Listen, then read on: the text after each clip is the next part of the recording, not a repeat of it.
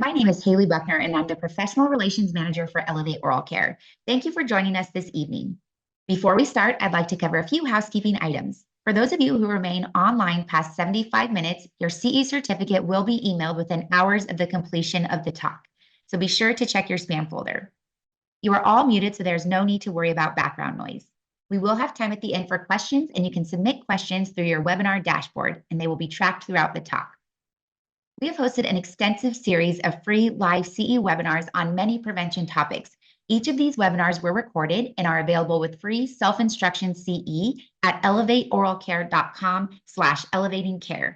Bookmark this page and return often to see what's new in free CE. If you have a topic you would like to see covered, feel free to suggest it by sending an email to info@elevateoralcare.com or by completing the webinar survey that will be sent after the completion of the talk this evening. Tonight, we are honored to be joined by Dr. Brooke Fukuoka and Mr. Michael Mugo on the oral burden of mental illness and the quest for mitigation. I'm first going to introduce you all to Dr. Brooke Fukuoka. Dr. Brooke is a passionate speaker whose primary focus is improving oral health for patients who have special healthcare needs and geriatric patients who live in long-term care. She has practiced in a diverse array of settings and has built programs to help expand access to care for her patients. In her part-time practice, Your Special Smiles, she practices portable dentistry, hospital dentistry, teledentistry, and most importantly, has developed a professionally aided home hygiene program in 2 long-term care facilities. She also works full-time with a federally qualified health center, Family Health Services of Idaho, where she has developed their advanced delivery dental clinic for patients who have special healthcare needs. She is active in organized dentistry and enjoys working with diverse groups of people. Her high energy and fast-paced courses can be catered to any group regardless of size or education level. She strives to create a fun yet educational, interactive environment where learners gain knowledge and experiences they can immediately implement into practice. Dr. Brooke, it's a pleasure having you with us this evening. I'm now going to introduce you to Mr. Michael Mugo. Mr. Mugo is a Hopkins-trained psychiatric mental health nurse practitioner and founder of Cognitive Diagnostic Solutions, a healthcare company focused on the treatment of mental illness and addiction. A registered nurse by profession, Mugo has over 20 years in the health field, starting out in the emergency room and rising to the position of Assistant Director of Nursing. Mugo is a graduate of Frostburg State University and Coppin State University. In 2010, he was nominated for the HFAM Nurse of the Year Award, and in 2019, he received the Susan Concado Preceptor Award, Johns Hopkins Health Systems. He has an honorary doctorate from Legacy University in Global Health Management. Mugo is an advocate for improved dental care for mental health clients and has strongly argued that good dental care is inextricably intertwined with and is the sine qua non of good mental health. So without further ado, I'm going to turn it over to you, Mike. Thanks. Hello, everyone. My name is Michael Mugo. I am a psychiatric mental health nurse practitioner, and I'm also the medical director for Cognitive Diagnostic Solutions. Today, I'll be going over a few psychiatric conditions that are common that you may encounter in your practice. And we'll be running a few videos to show you actual patient experiences. We should hear from the patients themselves about their experience with mental health and oral health. The first condition or diagnosis or disorder I would like to talk about is major depressive disorder. Now, this is part of what we call the depressive disorders. There are many of them, but this is often the one that is most debilitating and the one that most people are familiar with because it's almost always apparent to the observer. Major depressive disorder, according to the American Psychiatric Association, is characterized by a subset of diagnostic criteria, and the one that's most prominent in major depressive disorder is depressed mood. The other one is loss of interest or pleasure, what we call anhedonia. So if you want to diagnose someone or you want to say someone has depressive disorder, major depressive disorder, you want to see at least one of that. You want to see low mood and you want to see, or you want to see loss of interest. Often when I see patients, I will ask them to rate their mood on a scale of 0 to 10. Some people don't like that. I prefer to hear the patient rate their mood. They'll say 0 being the worst mood you've ever had and 10 being the best mood you've ever had. So tell me where your mood is right now. Often, if they're depressed, they're going to say their mood is 0, or 2, or 3. Sometimes they'll go as far as to say their mood is -3. And sometimes they have trouble even rating their mood, as we shall see later. Then there's loss of interest. This is particularly significant, what we call anhedonia. And we're not talking about just loss of interest in some things, but loss of interest in a lot of things. And it should constitute a significant change from baseline. So if, let's say, you didn't like baseball, and that does not constitute an avid baseball fan, and suddenly you've stopped watching the game, you don't know which team is winning, or you like running and you haven't gone out running for months, you're not doing the things that you used to enjoy doing. So, and you want to look back, the minimum time we look at to decide if somebody has major depressive disorder is at least 2-week period, where every day or almost every day, you're showing these symptoms of low mood and also loss of interest. Now, in depression, often, and this is a good key finding, is that people who are depressed tend to express worse mood in the morning, what you call the diurnal representation, where in the morning people are really, really low. And in the course of the day, their mood kind of brightens up. Then the other findings you need at least one of the 2 major ones I've highlighted, but in a total of them, you need about 5 of these findings to determine if somebody has major depressive disorder. So weight changes. Often we see weight loss, significant weight loss. People lose weight because they're not eating. They have lost, again, it's tied in sometimes with the loss of interest. They've lost interest in eating, so they're losing weight. But in a typical depression, sometimes it's the opposite. People gain significant amount of weight. Insomnia, this is significant. A lot of people complain of lack of sleep, and they're having trouble falling asleep. Now, some people in a typical depression may complain that I sleep all the time, but they might say the sleep, is not high quality. They don't get enough out of the sleep because they're always tired. In depression, we find that more often than not, we have what you call terminal insomnia, where you wake up earlier, like you go to bed your usual time, but you're up 2 in the morning staring at the ceiling, unable to sleep. In anxiety, the difference you can tell is in anxiety, people have trouble falling asleep, but in depressive-related insomnia, people have trouble maintaining their sleep, so they wake up earlier than expected or than their usual time. And this is a major, major complaint. As you shall see in one of the videos where the lady is talking about her depression, the first thing she noticed was she could not fall asleep. Then we have psychomotor agitation or retardation.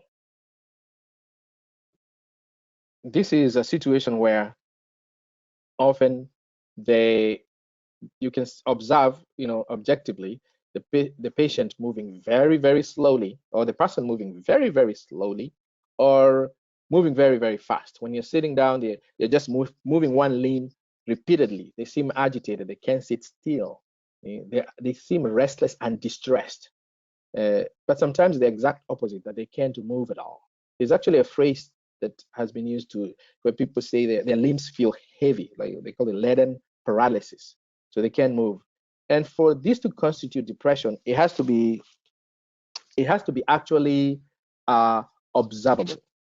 You have to be able to say, I'm watching this person and they're moving very, very slowly from their usual baseline. It's like they're dragging themselves. They have no energy, or they're pacing. They can't sit still. They're moving parts of their limbs or their fingers. They just seem restless overall. Then there's complaints of fatigue, loss of energy, and this often people show up to the doctors complaining of fatigue and loss of energy, but you do tests and everything comes back negative. And so we call this anarchia, just feeling tired all the time, unable to do things. Sometimes they may not brush their teeth, they may not shower, they may not make their bed. You walk into the house and it looks a mess because they just can't move. Normally they're very active and they do a lot of things, and suddenly they're not doing anything. Then there's feelings of worthlessness and guilt. And this can be seen, I'll ask patients, how do you feel about yourself as a person? And patients will say, well, I think I'm a bad mother. And sometimes this can be so bad, it can go into the realm of delusional, because there may be no evidence that they're bad mothers. I think I'm a bad wife. I think I'm a bad student. Sometimes there's no evidence of these to support this is just how they feel about themselves. So you expect to hear, I feel I'm worthless, I have no meaning, I have achieved nothing, I feel like I've done something so bad, especially with depression, with psychosis. Sometimes you can go in the realm where patients actually think they've done something really, really bad and think they're going to jail. Someone's going to come and arrest them. So the other part is poor concentration and indecisiveness. This is the part I mentioned, that sometimes you ask them questions to rate their mood and they can't even bring themselves to rate their mood because they can't get their thoughts together enough to construct a meaningful response. So they say, I've been trying to do my work, I can't finish it, I can't start, I stop. I don't feel like I can't get anything done because I can't focus. I used to read a lot, I haven't read in days. I want to go out, I can't, I go back, I dress up, then I can't leave the house. They're just very indecisive. And that's a significant indicator. Then the one that we see more often than not, because this is what brings most people to the hospital, is suicidal ideation or just plain suicide. In the acute setting, I see a lot of patients who come in because they attempted suicide or they're afraid they're going to harm themselves. And this can be a good indicator of the severity of the depression. Patients, and it's all tied in with everything else, feelings of worthlessness and guilt, and low mood, where patients feel that their life is meaningless. So at this point, I'll ask patients, do you have any thoughts of wanting to harm yourself? And they'll say, yes. People are always uncomfortable asking that question because they think, well, if I ask, I'm going to put the idea in their head. No, you won't. Patients who are suicidal are more willing to talk about it. Often they'll tell you. So you can interrogate this a little bit more and say, do you have any plan? And so they say, I want to kill myself. Yes, I want to shoot myself. Do you have access to a weapon? Yes, I can borrow it, or we have guns in the house. And do you have the actual intent to do it, or you just been having thoughts about wanting to do it? So it's very, very important to determine plan and intent and access. So if somebody says, I want to jump off a plane and they have no access to a plane, so that plan is not feasible. We still need to take seriously what they're saying because the plan could change. But knowing the severity and the concreteness of the plan would tell you how severe their suicidal thoughts are. The other one that is often forgotten is what we call passive death wish. This is where a patient does not want to kill themselves, but they wish they would die. They wish they would go to sleep and not wake up. So often I'll ask a patient, if you went to sleep and didn't wake up, would you be disappointed? But sometimes I find that is necessarily not accurate for some people, because some people say, I'm busy with my life, I'm fine with that. So I'll ask patients, do you find yourself wishing that you were dead? So sometimes asking the most direct questions always gives you the better idea. And it's very, very important. If you see these patients in the office and they look depressed, the appearance shows they have not been paying attention to themselves, and this is significant change. They are agitated, they seem to have no energy, and they're talking to you, they express thoughts of worthlessness, they can't focus, that you assess for suicidal ideation, because so that you don't miss an opportunity to catch someone who may have a plan and intent and may leave your office and go home and follow through with the plan. Now we're going to see a video of someone who actually went through this process.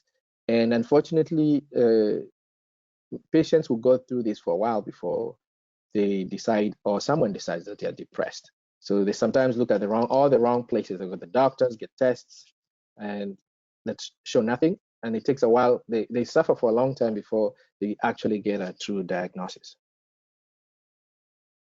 Now, I put a little bit of a mnemonic so that can help people remember. It's always difficult to remember all the symptoms and the diagnostic criteria for major depressive disorder, but I find some people say SIG ECAPS or SIG CAPS as a nice mnemonic that helps you remember the signs and symptoms. So you want to look for sleep disorder, loss of interest, excessive guilt, impaired energy, impaired concentration, impaired appetite, psychomotor agitation or retardation, and suicidal thoughts. So let's listen to the story of Nduta here for a second. Hi everybody, my name is Nduta. I'm a nutrition and dietetics trainer. I'm a health and wellness coach. I am a diabetes advocate through an initiative called the Sugar Smart Generation, and most recently, a mental health advocate because I am a mental health survivor myself. It started last year in 2023, at the beginning of the year. I had been sent for an assignment outside of town. I experienced this, insomnia. I couldn't sleep for a week. And by the time I came back, my body was almost shutting down. I had these crazy migraines. My feet were swollen. I was experiencing photophobia, and I was always having these heart palpitations. So I thought maybe I'm going down with hypertension or something.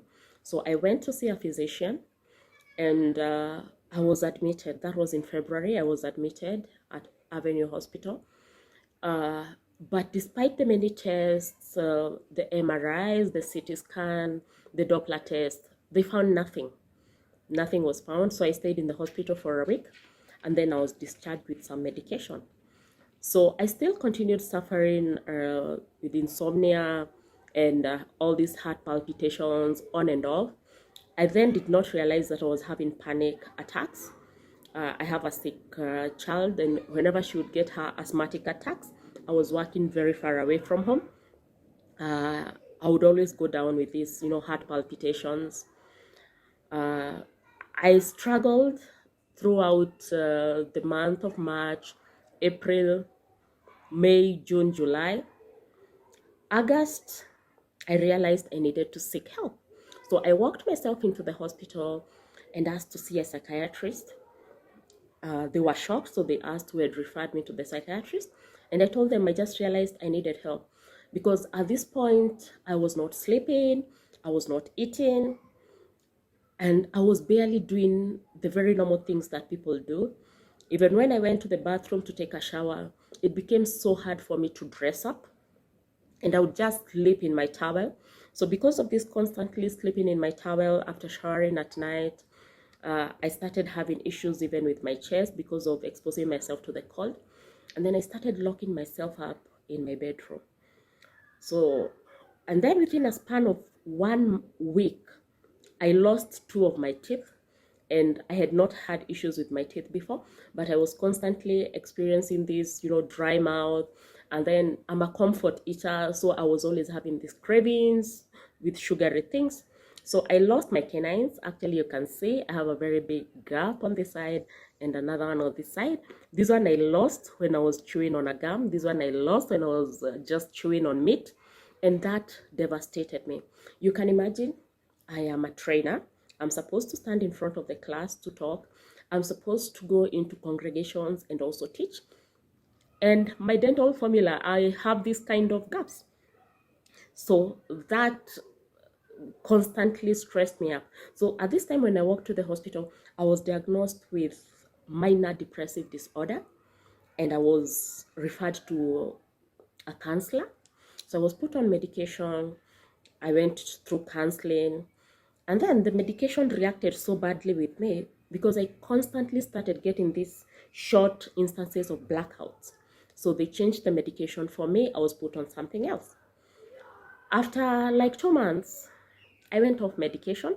I didn't know that I was supposed to continue.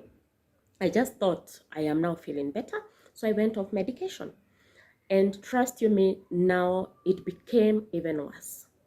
I could not eat. I wasn't getting out of my room. I locked myself up. And even the small tasks that are very normal to human beings, like taking a shower, became a tall order for me. So I went back to the hospital.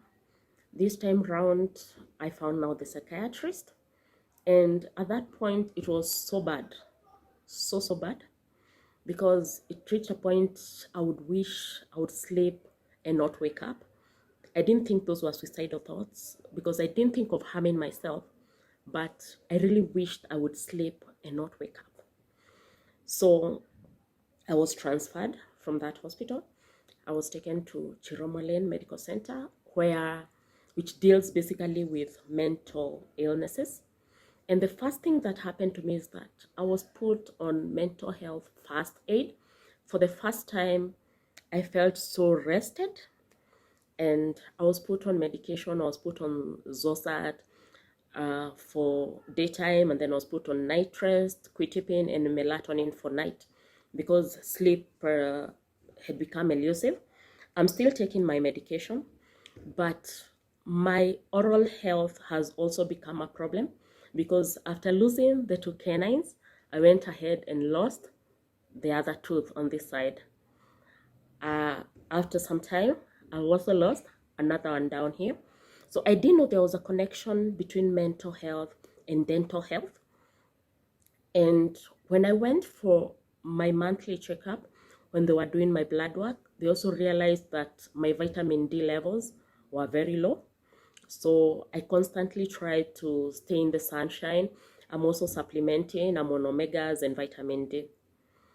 So for anybody who've gone through this journey with me, you know it's a struggle because nobody understands mental health. Nobody understands mental illness because everybody thinks that you're probably acting up. Because it reached a point I'm switching off my phone. I don't want to see my family. I don't want to talk to anyone. And trust you, man, there's nothing as strenuous as not being able to do what you love doing most. So the whole of last year, I wasn't able to give my talks. Right now, I'm back. But even when I'm in front of the congregation speaking, it is a tall order because I keep on, hiding my gaps. I don't want to smile. I can no longer, laugh or smile as usual. I used to have a very beautiful smile. Now I cannot smile. And I'm really hoping, to do something about my teeth and get my smile back. So I would like to speak to everyone going through the same struggle that I am going, because sometimes I experience crazy, dry mouth. I'm always taking water, and I have to brush my teeth several times in the day. For people going through the same struggles as me, kindly ensure that you take charge of your dental health as you take charge of your mental health. Because the moment you start losing your teeth, like I did, it's going to really affect your self-esteem and your personality. So I'll keep advocating for mental health, and anybody who would want to walk this journey, I can always be there for you. And for everybody who holds our hand when we are going through these struggles, I just want to say thank you very much. So that is the short version of my story and my struggles with mental health. Thank you. Thank you so much. That's the story of Nduta. As you can see, she hits a lot of she had major depressive disorder. She hits a lot of the SIGCAP symptoms: sleep, interest. She wasn't giving her speeches anymore. And she says there that this was very distressing for her. Energy, she couldn't do anything. She couldn't do the things that she normally does. In fact, was struck by the fact that she said she would shower and then lay on the wet towel because she didn't have any energy to move. So, and at the end there, she did talk about suicidal thoughts. She did not have active suicidal thoughts, but she had passive death wish, which is something that if you do not ferret out of the patient, often you will miss it. Hello, now let's switch gears from major depressive disorder. Now we're moving to bipolar disorder. Again, this is it is also a basket of conditions. We have bipolar 1 and bipolar 2, but often most people think of just bipolar as one thing. We have actually two different two different disorders here. But the one that is most dramatic is what I'll be referencing now, the one that puts most people into the hospital. That is bipolar 1. Patients with bipolar 1 often tend to have what we call a manic episode. And there's an acronym that works to help you remember that, and it's called dig fast. I have highlighted it in red. Those are the symptoms you see when someone is having a manic episode. If you have a patient or someone comes to your office or your practice and they are having a manic episode, it's very, very important to detect it because these patients more often than not need to be hospitalized. The only way you can guarantee their safety. So let's go through some of the symptoms. Distractibility. These are patients who tend to be distracted easily by things that are not necessarily important around them. So if you're talking to the person who is having a manic episode, often they can't stay focused on what you're telling them. The things around them will constantly distract them. Another diagnostic finding is impulsiveness or indiscretion. They tend to be very, very impulsive. So that's where you see things like impulsive buying. They'll spend $2,000-$3,000, just buying things that they don't necessarily need. So they go on shopping sprees. They go into sexual escapades. I had a patient who slept with 14 people within a course of a day and a half. I had a patient who would go out in the streets at night and just flag people driving by, and have sexual relations with them during this manic episode. It's a very, very dangerous period. Someone actually once, described having a manic episode as driving a car very, very fast without brakes. There's only one likely outcome, which is, of course, a crash. Another finding that often we do see in patients having bipolar or manic episodes is grandiosity. They tend to have a high sense of self-importance. They tend to be expansive. They gesticulate a lot. They talk loudly. They feel very important. Their energy is 10 out of 10, or maybe even they feel like they could run a marathon. They're just grandiose. They have big ideas. I had a patient who felt he was a rapper and he wanted to start a record label. I have people who think, well, I'm dating Selena Gomez and we're going out to dinner tonight. There's a lot of grandiosity. Or they have a direct line to the president. Or sometimes the grandiosity could also be religious. Patients claim that they're Jesus and they act out and they do a lot of very exaggerated. All the actions are exaggerated. Then we have flight of ideas. This is where the patient will not stick with one idea. They just keep jumping from one idea to the other. So for instance, because they have increase in energy and you're talking to them, so they want to go shopping, and then after that they want to go do this and they want to go do that, and you can't actually follow what they're saying because they're jumping from one thing. They're talking about politics, just move from one idea to another. So more flight of ideas. Then we have increased activity. They want to do more. They're always doing more. They're starting businesses. They're doing investments that are sometimes I want to use the word nonsensical, but they don't make sense. They want to do a lot of things, but they hardly finish any. I have patients wanting to write books. You take what they are writing and you look at it, and often because they're so distractible, you can't even follow the ideas. I had a patient write pages and pages and pages of what I could not follow. They were just jumbled ideas. You look at the writings and you can see that their thoughts are actually racing, and most of them would describe their thoughts as racing because they're just thinking too much. I just think of that car just racing downhill without a stop. Then sleep deficit. I find this to be very predictive because often these patients don't sleep. They go for days without sleeping. They'll be on the computer. They'll do a lot of things, shopping. Their family members will say, well, he hasn't slept for 2-3 days. And the difference between the not sleeping with depression and with bipolar mania is that patients who are depressed want to sleep but can't. Patients who have a manic episode don't feel the need to sleep. They don't feel tired. They're just going and going and going and going and going. And if you think what's going on in their head, if you look at it from a neuroscience perspective, there is a rush of dopamine in the brain, and they just have so much energy. And they want to do more, they want to do more, they want to do more. They have no time to sleep. So, and then talkativeness. These patients will talk. They talk a lot, and they talk rapidly. They talk fast. They talk with a lot of force, what we actually described as, pressured speech. And they're very, very difficult to interrupt. These patients are very, very difficult to interview because they will not let you ask a question. And when you do happen to ask a question, they will respond with a lot of content, rapidly, fast, very quickly. So when you have a patient like this who hits these symptoms, this patient often needs to be hospitalized because part of this symptom, like impulsiveness, indiscretion, they're going to do things that tend to have high risk. These are the patients who may go out on drug binges and end up getting arrested or found out passed out in the streets. So these patients need to be brought to the hospital as soon as possible, and they need to be treated.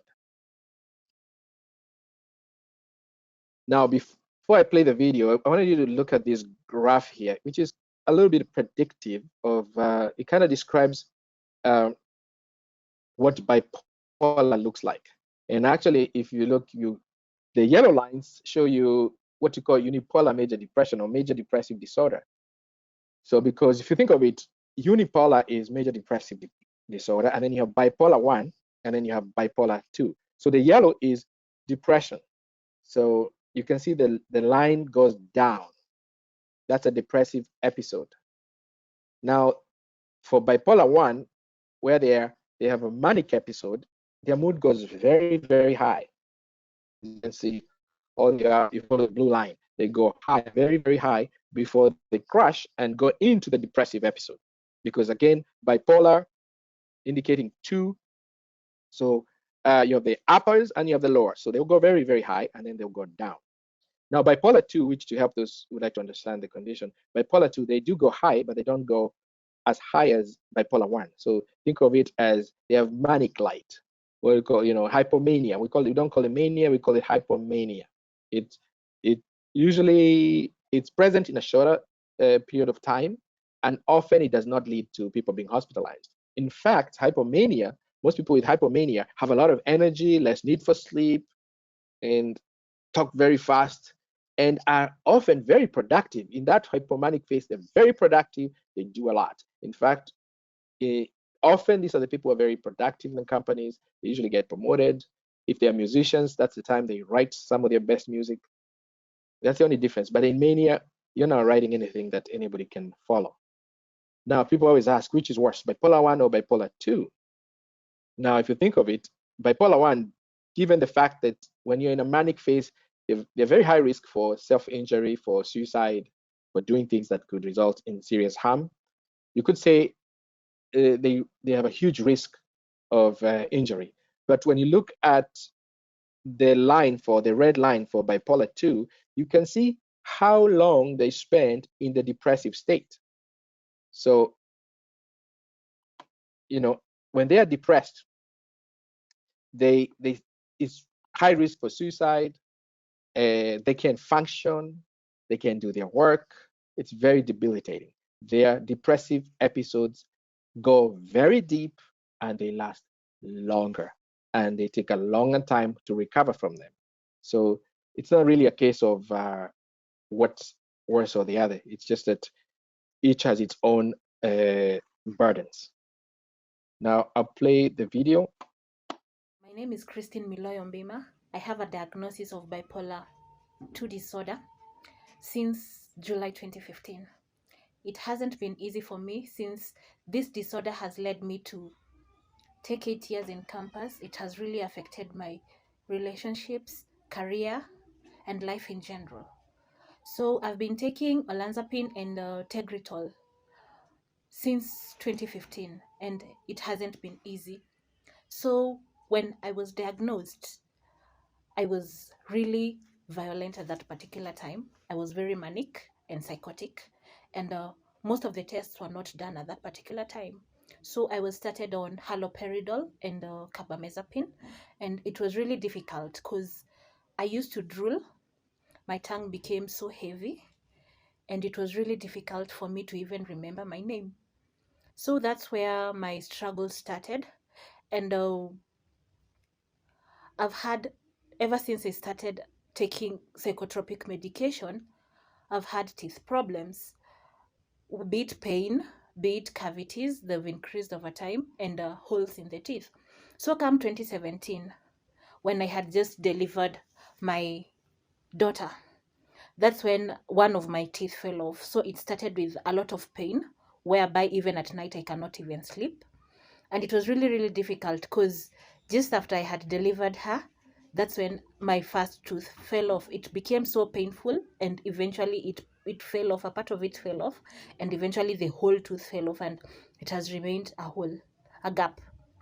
And for the other tooth, which is my wisdom tooth, apparently the more I take the meds, the more I become I become very sensitive, and pain has been on and off for quite time, and yeah, it now has a very big hole. Yes, the same side, on the right side, a very deep hole, but the pain has subsided over time. So I can say this medication for olanzapine, it makes me have a bad taste in the mouth. And for Tegretol, it makes me salivate very, very much and drool, especially at night. I tend to release a lot of saliva. So Christine talks a lot about her symptoms, with her bipolar 2 symptoms, although she alludes to having a manic episode, which often you won't see in bipolar 2. But she talks about being very violent and requiring medication, and finding that she was very debilitated. She was not able to do the things that you'd normally do, because when you're down here, as in bipolar 2, there's not much going on. All the symptoms we described in major depressive disorder, they're here, and they're in very severe form, including suicidal or homicidal thoughts. The next diagnosis we're going to discuss is Danielle's story. Danielle talks about her bipolar disorder. She has bipolar 1, and how she's for 12 years she battled bipolar 1, and also she noticed that she takes so many medications, and she noticed that her teeth were deteriorating, and she ended up with an abscess in her mouth, because often, as you will see later, as I'll talk about, patients with bipolar tend to take mood stabilizers, which have a lot of oral side effects. So she ended up with an abscess and ended up in the hospital for 12 days. And she actually, when she was in the hospital, she was septic, and they had to give her very many antibiotics to bring the sepsis down, to resolve the sepsis. And she could have easily lost her life. And after she came out of the hospital, she ended up with a lot more infections because of all the antibiotics that she had received while in the hospital. So you get to see the burden of the mental illness on the oral health, and then what happens when your oral health declines, and how sometimes it could be as equally dangerous as your mental health deterioration. So Danielle, thank you for coming on and agreeing to participate in this presentation. Basically, I'll just ask you a few questions. If you can tell me a little bit about we can start with your mental health experience and diagnosis. You had mentioned you have bipolar. If you can tell us just a little bit, and if you take any meds, and then we can move back then on to the complications you had with your oral health. Okay. Mm-hmm. Yeah. Let's see. I guess about 12, a little over, no, it's probably longer than 12 years ago. It was probably 13 or 14 years ago. I was diagnosed with bipolar and with bipolar 1, and I've been on meds ever since. Been pretty stable. I take lots of meds that have made me gain excessive weight, messes up my cholesterol, all kinds of crazy stuff. But you said we'll talk about stuff about later. But that's okay. That's okay. Yes, I've noticed that it has had detrimental effects on certain things like my teeth, definitely, but on other body systems as well. So yeah. So I remember you had that complication with your teeth. Can you tell us what happened? It was August of 22, and I had a really bad pain in my mouth, and when I say really bad, I mean horrific. The pain was so bad it was making me vomit. So I eventually went to the ER, and they rushed me back because they found out I was septic from an abscess in my tooth. I was in the hospital for about 10 days on a lot of antibiotics, and ever since then well, not ever since then, but after that, I had a lot of complications just from this sepsis. I got pink eye twice. I had all kinds of lesions, mostly under my armpits, that kept reoccurring. Stuff like that. I think that's all I was gonna say. Oh, I think okay. that was it. And during that period, with all this illness now, how did that feel mental health wise? Did you have any exacerbation of your mental health symptoms, or did you have Oh to yeah. address? What happened? Can you tell? Yeah. Oh, it made me very depressed So, because it was just like something after another, and it felt like it was never going to end. mhm. And that's the reason why I stopped myself before and said from then on, because it did stop. It has stopped. The reoccurring different kind of symptoms. But I don't even know if I answered your question. Yes, you did. Yes, you did. So well, and of course, you said your therapist was concerned that your medications may have contributed to your dental issues. Yeah, my therapist always asked me if my medications had anything to do with my dry mouth, and if that had anything to do with all of the reasons why I was having the issues with the teeth that I was having, because at that time I was having a lot of issues with my teeth. It was like it all came crashing down at once. It was like every time that I had taken care of one tooth, a week or two later, another tooth would act up. So, So you've suffered from dry mouth. yeah, Oh, okay, okay. And do you know which of your medications may be causing that? no, because I have so many. It could be any one of them. Could be Oh, okay. all of them. Uh-huh. So it's hard to know. Oh, okay. And has when your doctor does he ever express concern or even tell you to take some things to prevent oral erosion? Do the doctors tell you that, or that never came up? So the dentist, Mm-hmm. or my dental hygienist, I should say, has given me like special stuff for dry mouth, Mm-hmm. special toothpaste and mouthwash and stuff. Mm-hmm. But my psychiatrist hasn't really expressed concern. Mm-hmm. He's mostly happy that we have been able to find a combination of drugs that can keep me like Stable. stable, exactly. Mm-hmm. So I think he's just more happy that we have found that place. Okay. Okay. Well, so he's happy that you have a combination of medications that keep you from relapses, and but as you can see, you had a lot of complications that could have taken your life. Yeah. Because when you went septic, that was severe. But Yeah. well, yeah, well, I appreciate you sharing your experience. Because the whole goal is to highlight that the complications that a lot of people with mental health go through, and some of them from the side effects of the medications. And in your case, it's something that put you in the hospital for 10 days and could have taken your life. Next, I want to talk about schizophrenia.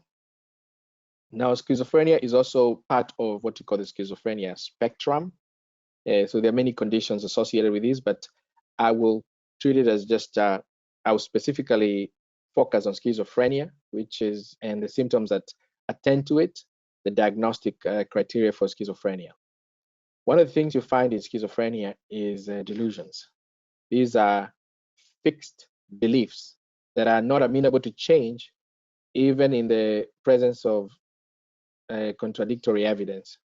So the person will not respond to you telling them that whatever they believe is not true, because these are, again, the word you want to take away from is fixed beliefs that do not change.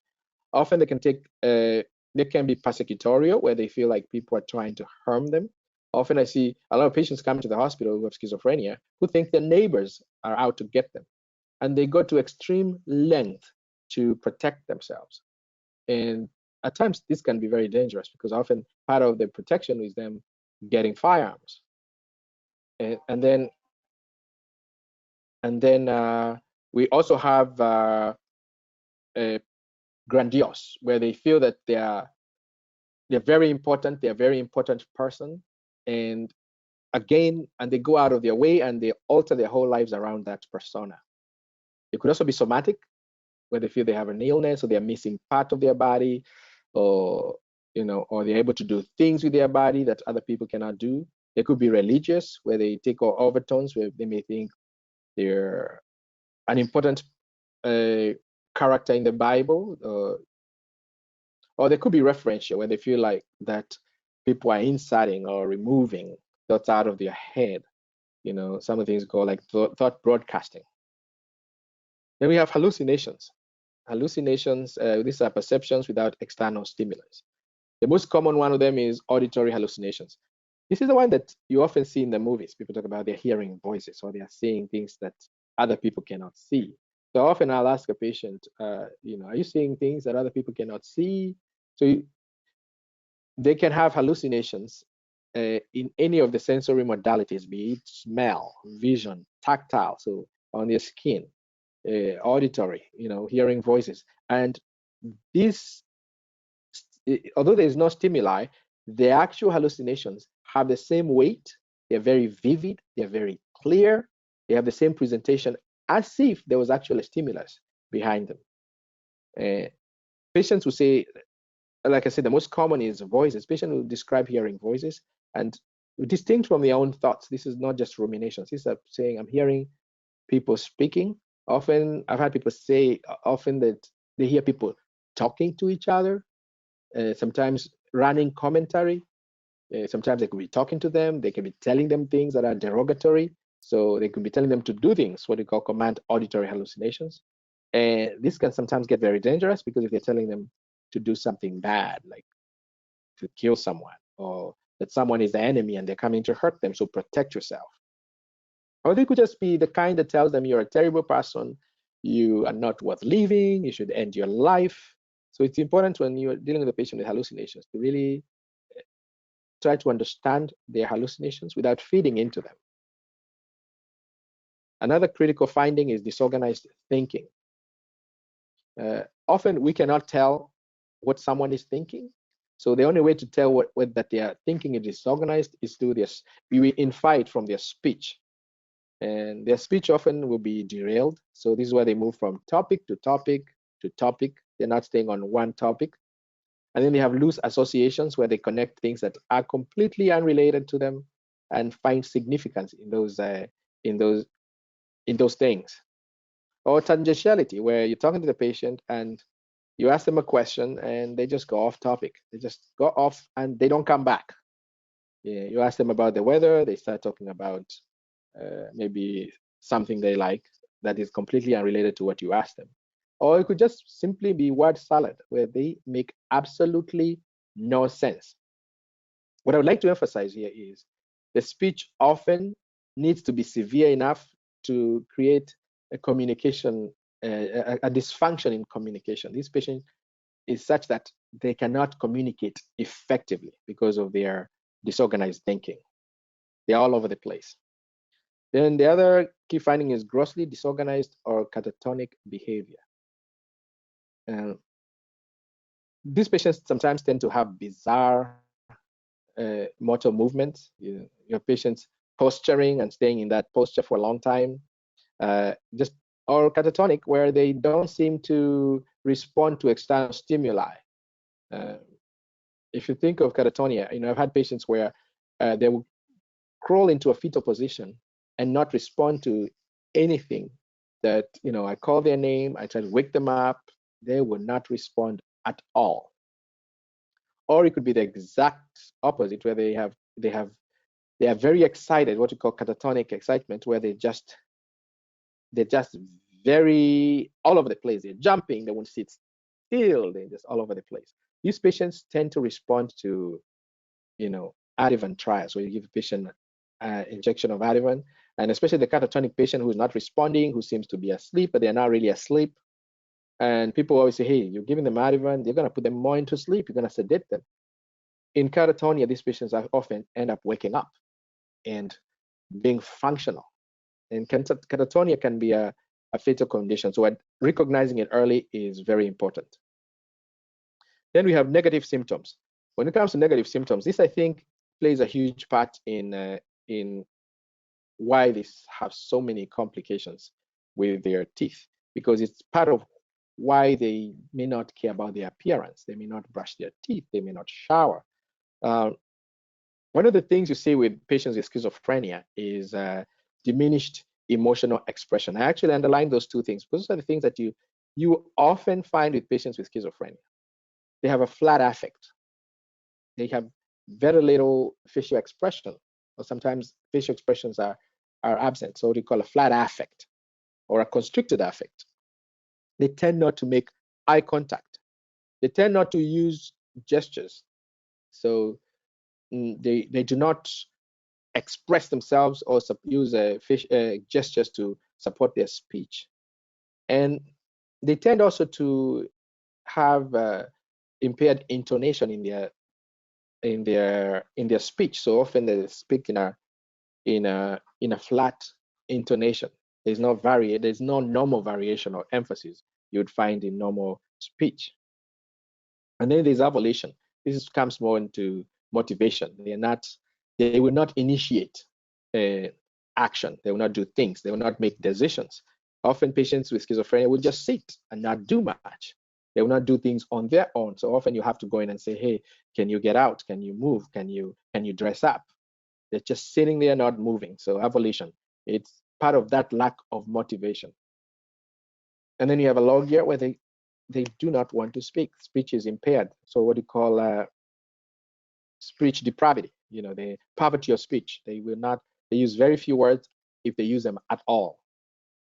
Then asociality, just think of the word social. They do not interact. They prefer their own company.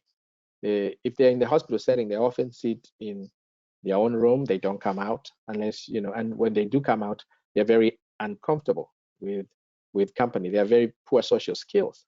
It's not just that they don't like to socialize, they also have impaired social interactions and often may not even know how to interact with people. And then, of course, you have anhedonia, loss of interest. They do not often do the things that they used to do. When patients have schizophrenia, when they're fast breaking schizophrenia, often in their late teens or early adulthood, there's significant change from the person they used to be. They used to do a lot of things. They used to go out. They used to play, and then suddenly they start isolating. They start staying in their room. They don't interact. They just have zero interest in the things that they used to love. Now, interviewed Mo. Mo has a host of diagnoses, one of them being schizophrenia. Our interview ran a long time because there was a lot of content and a lot of ideas. So it took a lot. I had to go back and try to shorten a bit of it so we could keep within the 4 or 5 minutes of the interview, which is typical, patients with schizophrenia. But again, there's very few patients have just one condition. There's an overlay of conditions. He has substance use, he has anxiety, so all those, and he has PTSD, so he's a trauma survivor. So all those come into play when you interact and interview. Hello, how you doing? All right. Okay, can you tell us your name? My name is Mo. Mo, okay. Yes, sir. Thank you, Mo, for agreeing to interview with us. And let me ask, what are your mental health diagnoses? You mentioned a couple. My mental health diagnosis is schizophrenia, bipolar, right? Anxiety, real bad. Man, I got so much problems. Okay, and how many years have you struggled with these diagnoses? I've been like this since I was young. Right? I can't be in crowds. If the bus crowd and things like that, I'll get off. Out of fear. It's like I can't breathe. I don't hang in crowds. I don't go out like that now. I don't hang in the streets. I'm basically. So you're always afraid that people are going to harm you? Harm me, yeah. Harm me And you've described in the past that your mother thought, that you talk to yourself. See, yeah, she says that I hold conversation with myself, but I vent about things that's going on around me, and to me, I think I'm talking low, but I'm talking out loud to the point where that sometimes she asks me to be quiet, or there's something wrong with me, and So your thoughts aloud. Now, what medications do you take? I take Prozac, I take Prozac for anxiety, I take Trazodone,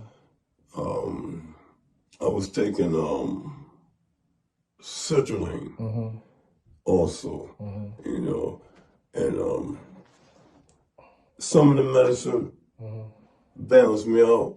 And have you ever done drugs and substances? I started my use of drugs at the age of 17.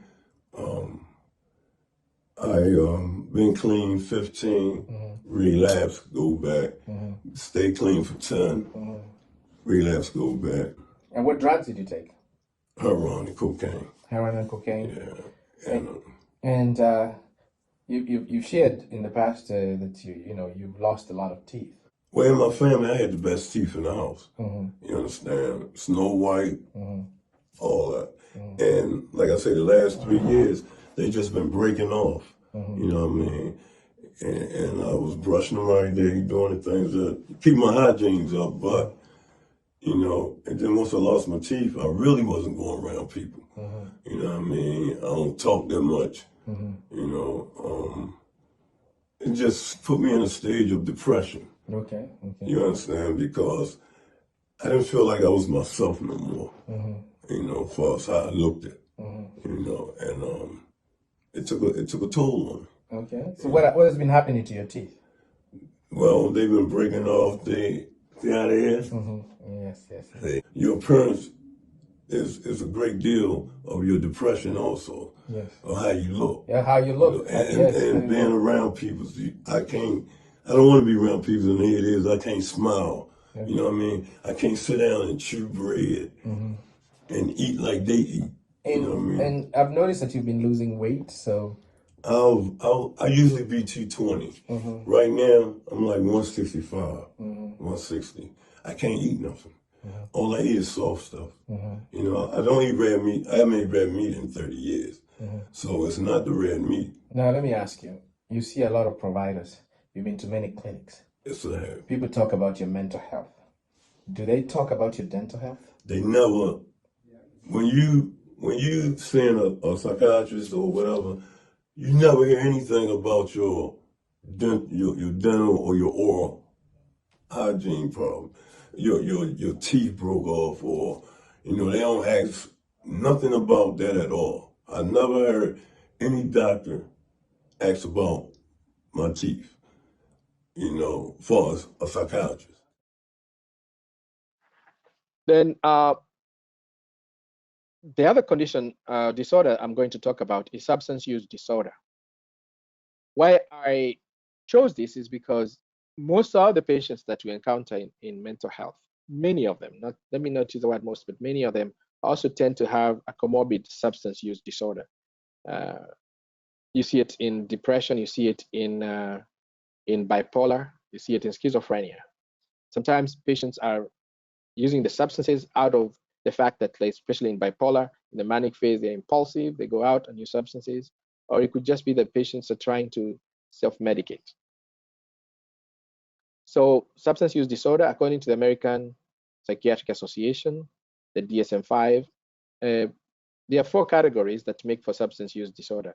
One of them is impaired control.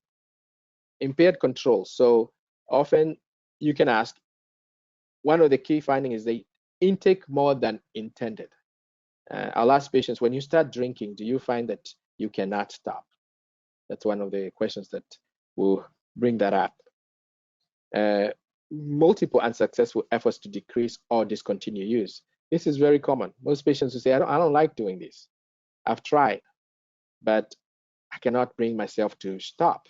And when you think about that, use of substances often, especially to the point where it becomes a disorder, one key characteristic is a change in brain circuitry. So even after detoxification. So if the patient goes through detox, and even though they have stopped taking the drug, the symptoms, some of these symptoms may still be there. And how do you know that there's a change in brain circuitry? Because even though they try to stop, they cannot. And also you find that they tend to crave the drug. Significant time spent obtaining or recovering from the substance. These patients tend to spend a lot of time getting the drug, using the drug, or recovering from the drug. In fact, in the video that we'll play of Damien calls it, he took drugs so much that he felt like it was a job. He felt like it's a full-time job, just getting the drug, taking it, and recovering from it. Cravings, this again is a key indicator of the change in brain circuitry. Intense desire or urge for the drug, especially when there's a trigger or a stimuli related to the drug. I often ask the patient, is there a time that you felt you had such a craving that you could not think of anything else? I've also used, every so often, I'll ask the patient, are you craving any drug? And then I'll ask them on a scale of 0 to 10, how intense is your craving, 10 being the most. And often patients with substance use disorder will say it's a 10 out of 10. They have intense cravings. Then social impairment is the other category that supports a substance use disorder diagnosis. Failure to fulfill major role obligations. That means, if you're a student, you're failing in school, you're not doing your schoolwork, you're being put on probation or even being kicked out of school. If it's work, most of these patients are being terminated from their work or find that their work suffers. Because in the beginning, when they start using the substance, they could use the substance and still do their work. But with the changes in brain circuitry, you find that the drug now takes over their life and their work comes secondary, and sometimes everything else comes secondary. And then the home life, of course, suffers a lot. Most of the patients we listen to have had broken relationships. They get divorced, their children don't talk to them. If they are mothers, their children get taken away from them. Some of them end up in jail due to their drug use. Another good indicator of substance use disorder is continued use despite recurrent social interpersonal problems. So you're having all these things. Your wife is leaving you, your husband is leaving you, your kids are being taken away from you, you've been fired from your job, you've been kicked out of school, but you're still taking the drugs. You still won't stop. That's a good indicator. Then risky use of the substance. So what I call hazardous use. Hazardous use is you're taking the drug even though it is causing you problems.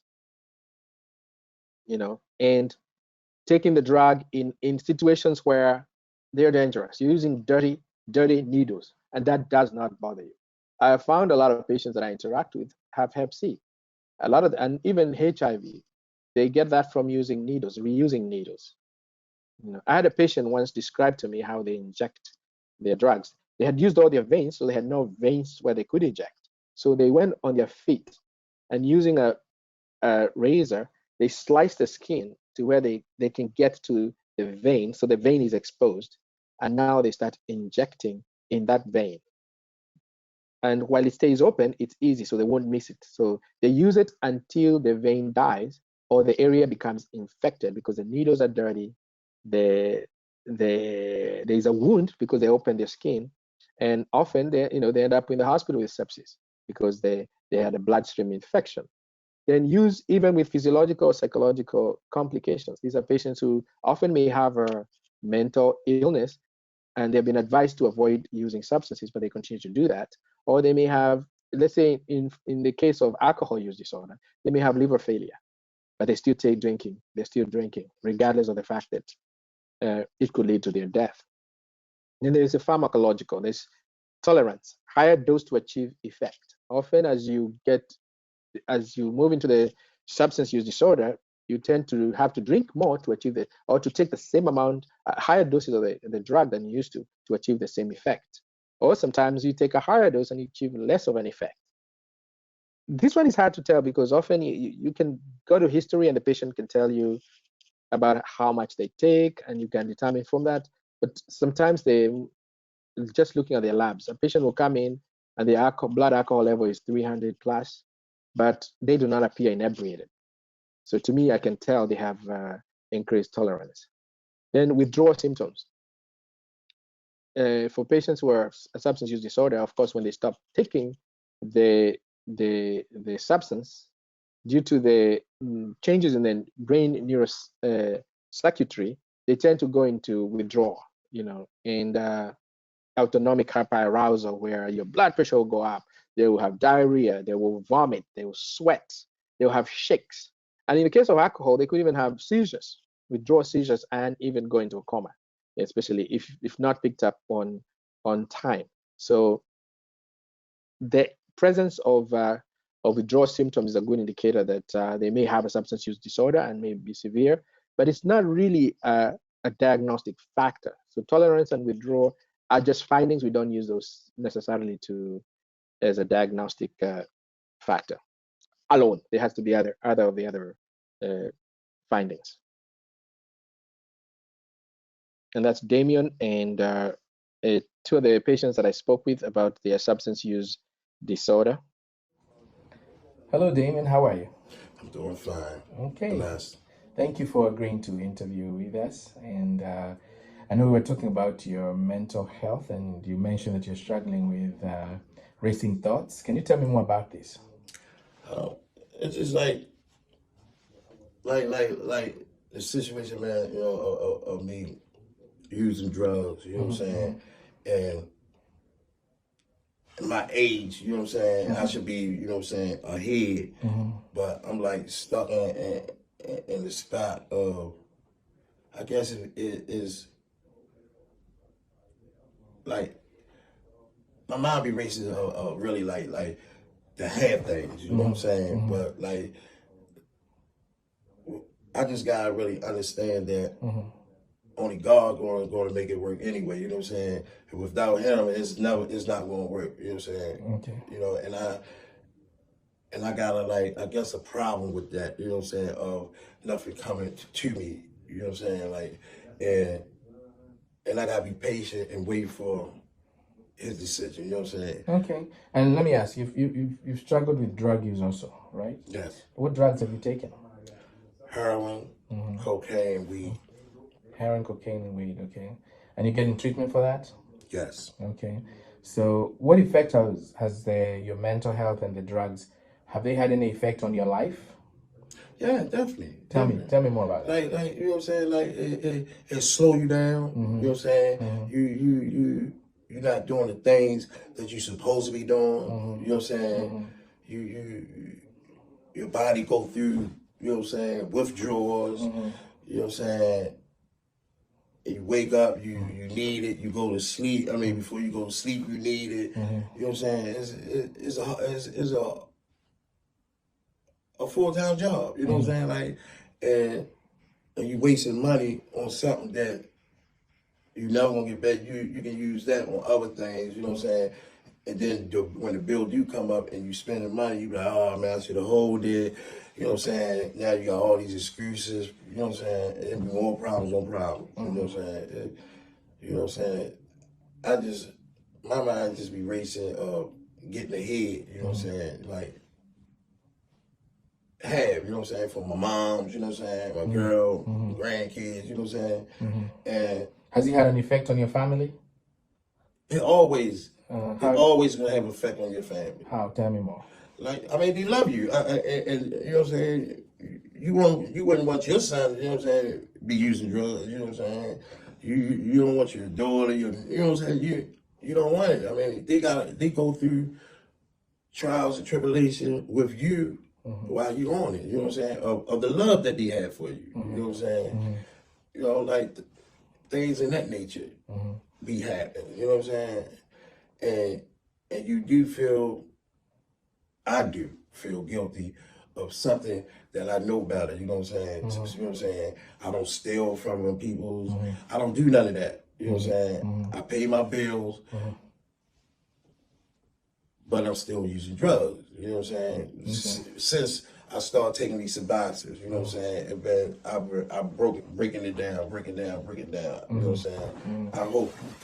Now, have you noticed any effect on your mouth or your teeth with the medications and the drugs that you take? Yeah, you always gonna have a smell. You know what I'm saying? You can brush them. You always gonna get a smell, like, you know what I'm saying, of the chemicals that probably is in your gums or in your saliva. You know what I'm saying? Your tongue. You know what I'm saying? All that play a big factor. You know what I'm saying? You be goggling. You be trying. You know what I'm saying? When the smell's still there, it's only the drugs coming out. You know what I'm saying?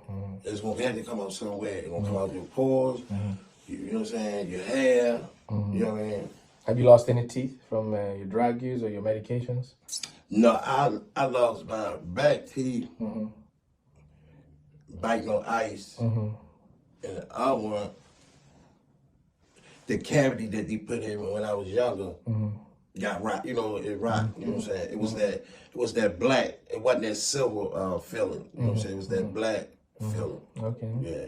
Now I got one question. When you work with the medical providers, your doctors, do they talk about your oral health? Do they provide you with information? No one talk about teeth. You know what I'm saying? So nobody talks about teeth. No one talk about that. So they give you all these meds and nobody talks about it. Don't talk about nothing but your mouth. You know what I'm saying? Okay. And any of the products that could help you, they don't talk about it. Nope, they don't. They don't. Okay. No. Okay. Well, thank you so much for interviewing with us. I'll be providing you with more information because there are products we can give you that could help, protect your teeth. Okay, man. Yeah, from the side effects on the medications. Okay. Yes. Okay. How long you think that gonna be? When that's gonna happen? Today. Today? Yeah. Okay. Thank you so much. You too. Hello, my name is Reds, and what you want me to say? Can you tell us what your mental health diagnosis is? Okay, well, I've been diagnosed with depression. I've been diagnosed with bipolar, and that's it, and anxiety. And anxiety, okay. Yes. Do you have any history of substance use? Yes. Okay, what substances have you used? Cocaine and fentanyl and marijuana. And how long have you been using them? About 20 years. Oh, 20 years? Yes. Okay. And what effect have they had on your life? They actually ruined my life, you know, as people said. Okay. And they've done nothing really good. I've lost almost everything that I accomplished. Okay, what did you lose? What things did they ruin? My place of living, my vehicle, my love life, some of my family. Oh, so you've had broken relationships and, Yes. and evictions? Yes. Oh, okay. Any job. Jobs? Okay. Yes. Any arrests? Actually, I haven't been to jail yet. Oh, yeah. I don't plan on going. Oh, okay. But, okay. Yeah. So you mentioned a few diagnoses. Which diagnosis has affected you the most? What have you struggled with the most? I would have to say the depression and anxiety. Yeah, depression and anxiety. What symptoms do you see when you have these? Well, with depression, I cry a lot, stay to myself a lot. I'm also isolating from people who love me that want to help. Okay, people who love you isolate, huh? Yeah. And do you know what medications you're taking currently? Abuse bars, I take those. That's what I have a prescription for. And Seroquel. So you take Seroquel and Buspar? Yes. Oh, okay. And for the addiction, do you take anything? No, Are you on any? Methadone. Oh, you take on methadone. Okay, Yes. okay. And how does any side effects from methadone that you've noticed? Any side effects from the methadone? Drowsiness. Drowsiness. Okay. Does it affect your mouth by any chance? Yes. Of course, makes it dry. And methadone also eats at your bones. I've heard the bone marrow in your body. It has an effect on that. Okay. And have you had any issues with your teeth? Yes. Well, my teeth. Some have fell out. Some are chipped. I probably need some replacements. Yeah. Oh, okay, okay. And so what is your knowledge of what the medications do to your teeth? Has anybody ever discussed that with you? I heard about the methadone, but not too much for the other street drugs. Okay, so so you haven't had anything else with the other drugs. Okay. Well, thank you for sharing your story, and the whole goal is to educate and promote awareness about dental health, especially with people who are struggling with mental illness. Okay. Now, do you think your substance use was a result of your depression and bipolar, or do you think the bipolar and the depression came about because of the drug use? Bipolar and depression is coming from, I'm gonna say both. Both? Mental illness and drug use. What did you notice first, the mental illness or the substance use? The substance. Oh, so you noticed the substance use, and then they You made said, it. what did I notice in my body first? No. What did you notice first, the mental illness or the substance use? The mental illness. No, the mental illness. Okay, so okay. Well, thank you so much. I appreciate you for interviewing with us. Okay. Okay. Thank you so much. And then, as I mentioned earlier, I decided to add on to the alcohol use disorder because alcohol is particularly challenging for patients who end up with alcohol use disorder. And to share the story of Brenda, who was drinking even through her pregnancy and had a lot of complications from her alcohol use. My name is Brenda Adhiambo Kegode. I'm a recovered addict. I've been battling alcoholism for almost 15 years. I started drinking at a very young age. I was raised up in a broken home family. I was molested by my stepfather. Also, my parents were never there for me. I took solace in drinking. I started drinking for partying, enjoyment, but it later led to addiction. I've checked rehabilitation center for like 2 times, but it failed. I even moved and started staying in the alcoholic den illicit where they sell illicit brew. I could go on days without showering, brushing my teeth, changing clothes. Generally, my cleanliness was very low. Okay, there was a time I had an infection in my teeth. I could bleed, and 4 of my teeth started falling out. And also, I discovered I was pregnant, unplanned pregnancy. I carried it to term. I could go to clinic maybe once or twice. I never wanted that child. So my only solace was drinking. I could go on days without eating, only drinking. So after giving birth to my daughter, I decided to change and give her a better life because she was innocent. When she was 3 weeks old, I was diagnosed with postpartum depression. Because I remember when I went to clinic, I just started crying when I was being attended to. And when I was being interviewed, the nurse discovered I was having depression. I was taken to a counselor, I was counseled, and then I was sent to PDO, psychiatric disability organization in Nakuru, where I was put under drugs, which was called zuranolone, which I used to take 1 a day. Now let's talk about the medications. We talked about some of the disorders you find in mental health with the mental health patients. So why all these dental complications? One is the use of there is actually evidence of a gut-brain axis where the oral microbiome can affect your mental health. The things the low-hanging fruit where we can actually see that the medications they're taking could be contributing to their oral decline. So let's take, for instance, antipsychotics, which are implicated with a lot of oral complications. Haloperidol, also known as Halda, which is one of the most popular ones.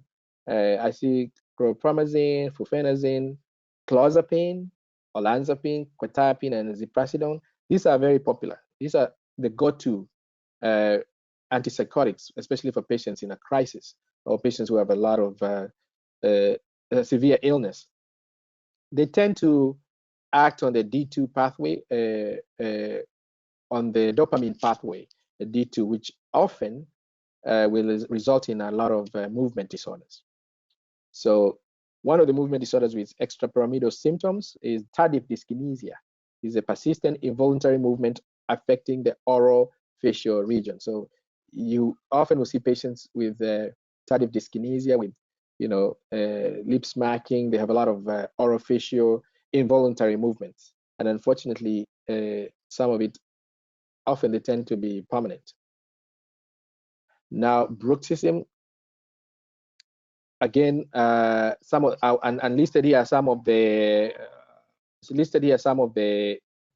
the symptoms you find with, or the complications of use of antipsychotics. So bruxism, the gnashing of teeth, the clenching, orofacial dystonia, where you have muscle stiffness on the face that could affect the teeth. Oromandibular dyskinesia, again, the same abnormal movements. And then xerostomia, especially I put olanzapine there because that some of the patients on the videos take olanzapine, and it does cause dry mouth, siluria, and that is pretty significant, especially with clozaril or clozapine, where patients will wake up or with saliva everywhere, on the bed, on the pillow, on the mattress, and they drool even during the day. In fact, as Christine, I interviewed Christine, she says she often will wake up to find her pillow wet from her saliva. And then we have the rabbit syndrome. This is often found with Risperdal or risperidone, where a patient's mouth will make the movements like a rabbit feeding. So called it a rabbit syndrome. And then the other symptoms that you find with the use of antipsychotics is cavities, stomatitis, pharyngitis, glossitis, and oral ulcerations. And one of the offending psychotropic is olanzapine, which is a very, very popular and widely used antipsychotic. Now, I lumped together SSRIs and mood stabilizers because they tend to do a lot of the same things. Citalopram, some of the most popular ones is Lexapro, Paxil, Prozac, and sertraline, which is Zoloft, which are very, very widely used. And then if you look also at mood stabilizers for patients with bipolar and requiring mood stabilization, lithium is probably one of the most widely used mood stabilizers, and it's been used for a very, very long time. It tends to be used widely, especially in patients who are suicidal. And then we have anti-epileptics, that's valproic acid, which you can see causes gingival overgrowth, eosinophilic ulcerations, alveolar bone loss. And then we have lamotrigine, which may cause oral hairy leukoplakia. So these are things. So when you see a patient in your practice, especially if you're in a dental practice, and you see some of these findings on your assessment, it might be helpful to ask them what medications they're taking, because it might be that they could be on mood stabilizers. Knowing their psychiatric diagnosis and putting an asterisk there and being on the lookout for some of these conditions might be helpful. So you find with use of SSRIs and mood stabilizers, you find xerostomia, the dry mouth, gingival bleeding, hyposalivation. So you can have it both ways, hyposalivation, bruxism, the grinding, clenching, and gnashing of teeth, and the burning mouth syndrome, which is quite common sometimes with SSRIs. Dark lip pigmentation and lichenoid reaction. So those are common with the patient. So being very diligent and doing patient education. In fact, one of the patients I talked to said, it was a dental hygienist who actually provided the teaching and gave her products to help her with some of the dry mouth and hyposalivation that she was having. Thank you. Well, hey, I'm Dr. Brooke, and I met Mike in New Orleans, and I was super impressed with him when I met him. He was at the dental festival, and I was wondering, what is a psychiatric mental health provider doing at this dental festival? And when I met him, he was talking about how he wanted to help his patients improve their oral health. And that's what made me think, oh my gosh, I really need to get to know this guy because that's really neat. And I think we should have more of this interdisciplinary collaboration where we're going to each other's conferences and we're learning from each other and we're really working together to come up with a better outcome for our patients. And so these are just some photos from the dental festival from the one and only time that Mike and I have seen each other in person. We went to New Orleans and had a wonderful time, but I think the best part was just being able to have that collaboration where we could put this course together and really look into what are these issues. And listening to his course and listening to what he went over, there was so much I felt like I learned, even about dentistry from him. So hopefully everybody else got that same idea there. When he was talking about the medications, you know, whenever I'm looking at these medications, because I treat a lot of patients as well who have psychiatric diagnoses, and I like to use the LexiComp app. Some people like to use Hippocrates, and those are both great apps. I'm sure there's a lot of great apps out there, but what I do look up all those medications, and he's spot on with some of those effects on dental treatment. The reason I like that app is because you can go down and it'll say effects on bleeding, effects on anesthesia, overall effects on dental treatment, and all of the things he was talking about, it will tell you for each medication. The things I tend to focus on in practice with that is I like to look at, does it prolong the QT? And so if it's prolonging the QT, we don't tend to worry about it a ton when there's one medication, but like Mike said, they could be on a slew of medications. And as we're looking at all of those different medications, let's say they have 16 medications that all prolong the QT interval. Am I worried about their heart now? Am I worried about hyperexcitation and having this adrenaline rush and then having a heart problem? Yes, I am now, because there's so many medications that have the possible side effect of prolonging that QT. You know, we're looking at the xerostomia. We have patients that have 10 medications like he's talking about. You know, there's all these different medications when you're looking through that. And so I actually do. I use that app and I look up every single one of the medications that they're taking and I go through that. And so thank you, Mike, for mentioning that and mentioning it from your perspective. It was neat to see that from a different source, all of those things are the same thing as I'm looking at when I look on these apps. So hopefully that'll be useful to some providers when they're looking at all of that and looking at those meds. So Mike and I met in New Orleans at the dental festival, and I was really impressed with how Mike was passionate to help his patients with their oral health. And we don't see that in all providers, but sometimes it might just be because they're not seeing those outcomes. And so Mike was seeing outcomes in their dental health and wanted to learn more about dentistry. And I thought, there might be other providers out there in mental health care or in medical care or just other non-dental providers that would be interested in helping their patients dentally.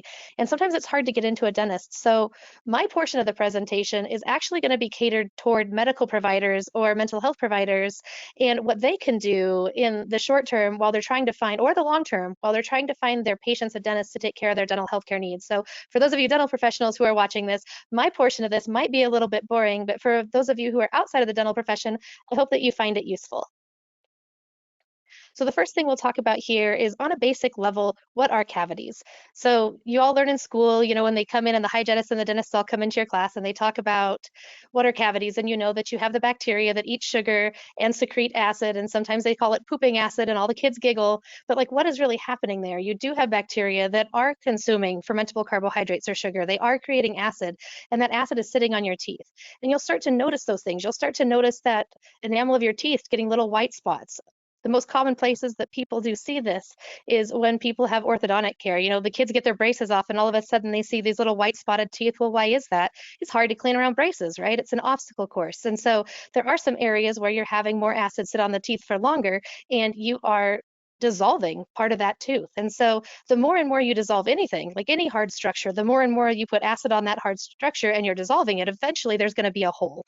And that hole is going to be a cavity. And so we can do a lot to help prevent these cavities if we can catch it in that stage where the tooth is getting weak. It's dissolving, it's getting weak, but we still have that structure. The tooth still has its structural integrity. Now we're going to try to remineralize it. We're going to try to get rid of that bacteria. We're going to try to help at that stage before a hole forms. Because once a hole forms, now you're going to need that dentist. You're going to need someone to come and fill that hole. So anytime any providers that are outside of dentistry can help, and notice these little white spot lesions or say, hey, I'm going to give you a medication that might cause dry mouth. I'm going to try to prevent this before it happens. It's incredibly helpful, especially in areas where it's hard to find a dentist. And you can see on this image here, clearly different sets of teeth here. The first ones are just cartoons over the top of my teeth. There's a little bit about me. That's what my teeth look like.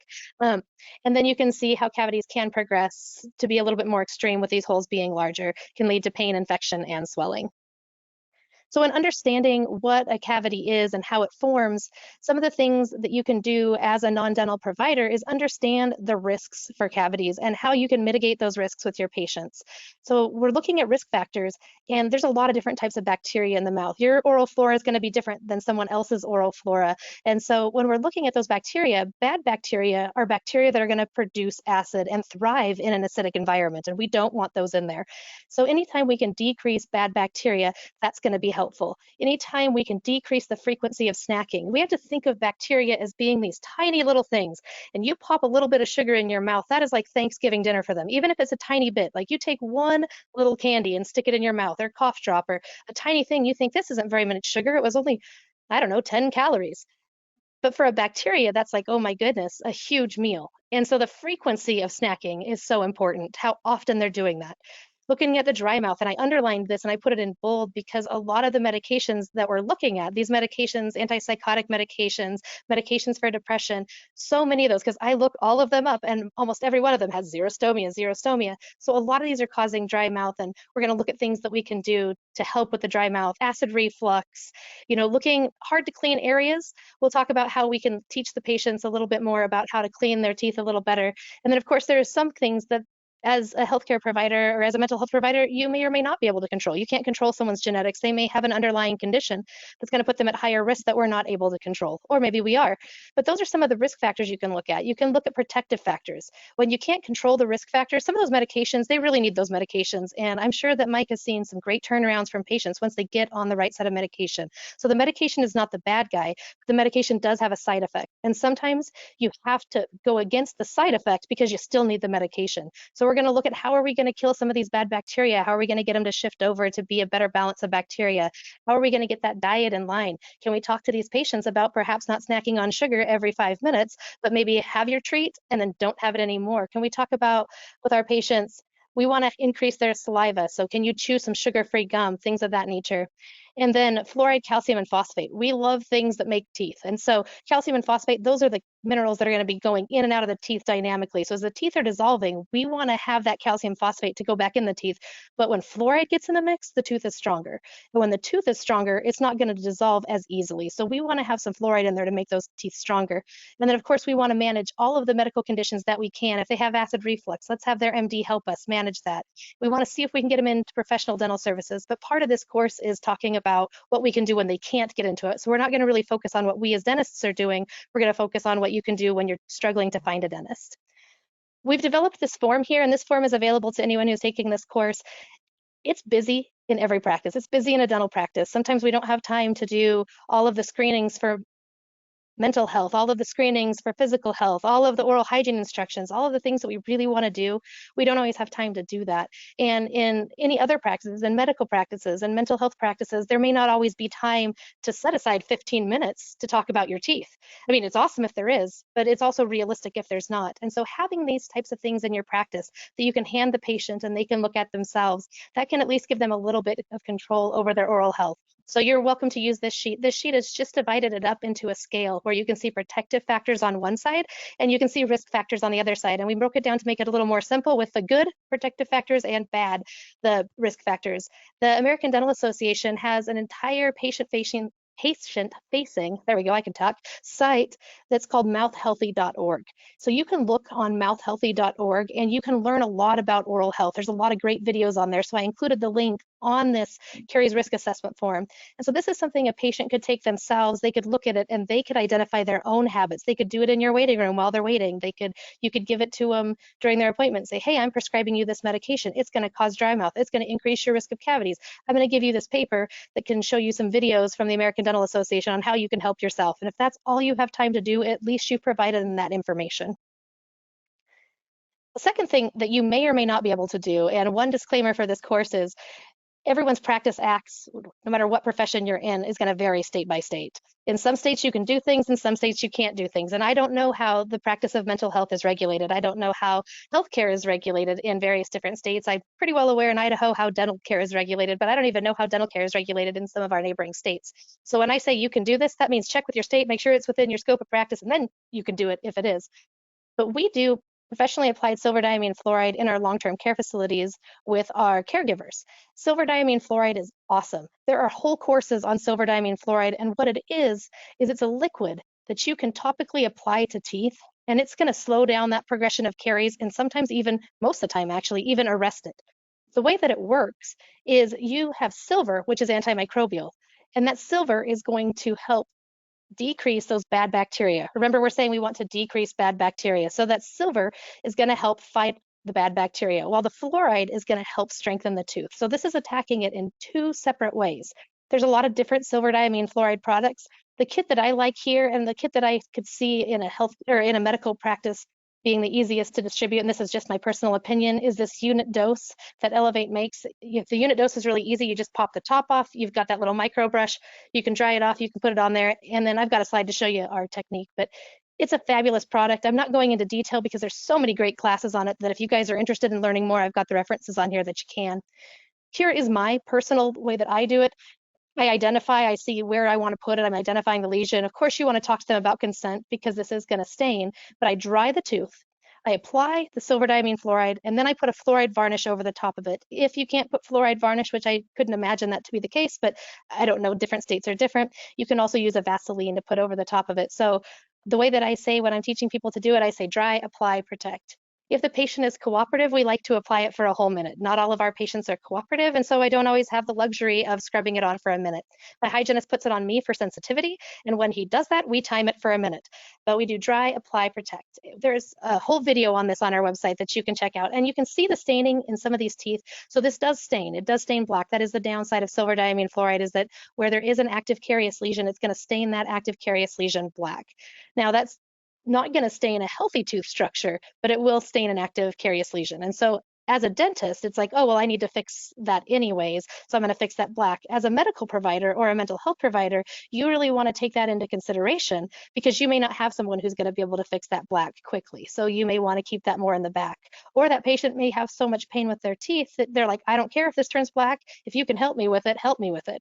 And so that's just a consideration you want to think about as you're making these decisions.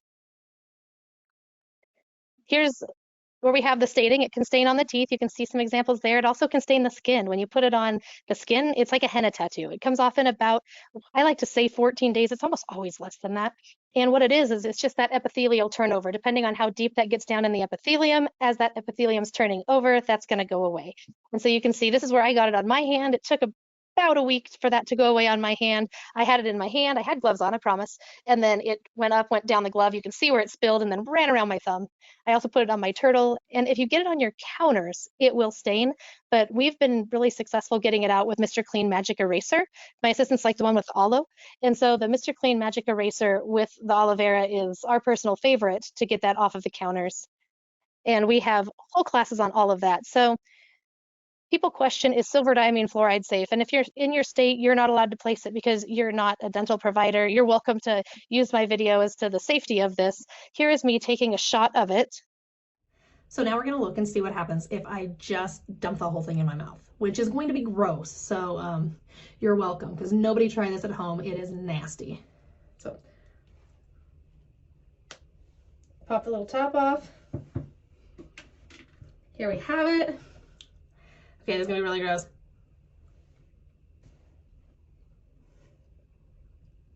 Oh, there it comes.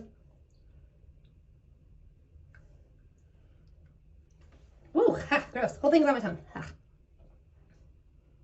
Yeah, that's real nasty. Whew, feel it in my nose a little bit. Really gross. See a little coat on my tongue? No, I'm gonna get a drink of water. So the purpose of showing you that is definitely not how you use silver diamine fluoride. Don't give it to your patient like a liquid, but that's just to show the safety of the silver diamine fluoride, that I understand this product very well, and I felt very comfortable just opening that entire unit dose and sticking it on your tongue. So don't be afraid. Don't be afraid of, oh, I think I got too much on the lesion. No, like I took the whole thing in my mouth and I am just fine. And see my tongue? That's gone. That staining's gone. And so if you want to learn more about silver diamine fluoride, Elevate has a ton of great courses on silver diamine fluoride, quite a few of them. Anything that you see on there that has Dr. Horace, Dr. McLean, I have a couple on there. Feel free to take a look. We've got hour and a half long courses. You can learn everything you want to about silver diamine fluoride if you want to take that further. The American Dental Association also has guidelines and explanations. So if you're saying, well, yeah, Elevate has these awesome classes with these awesome providers, but they also make the product, so I want to hear from somebody else, the American Dental Association says, hey, this is a great product, and here are our guidelines. The American Academy of Pediatric Dentistry, they also have guidelines, and those links are provided on this as well as on the handout that you're going to get. So if you want to learn more about it and you want to do a ton of research, here's a bunch of stuff. And there I'm watching it again.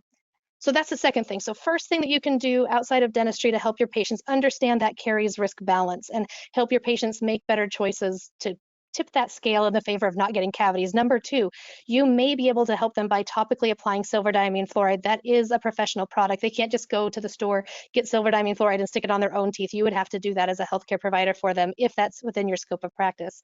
Another thing you can use is povidone iodine. So with povidone iodine, they just came out with a product for dentistry with povidone iodine called Povi-1. This is something else that's going to help decrease those bad bacteria. So as you know, iodine is a broad spectrum germicidal agent.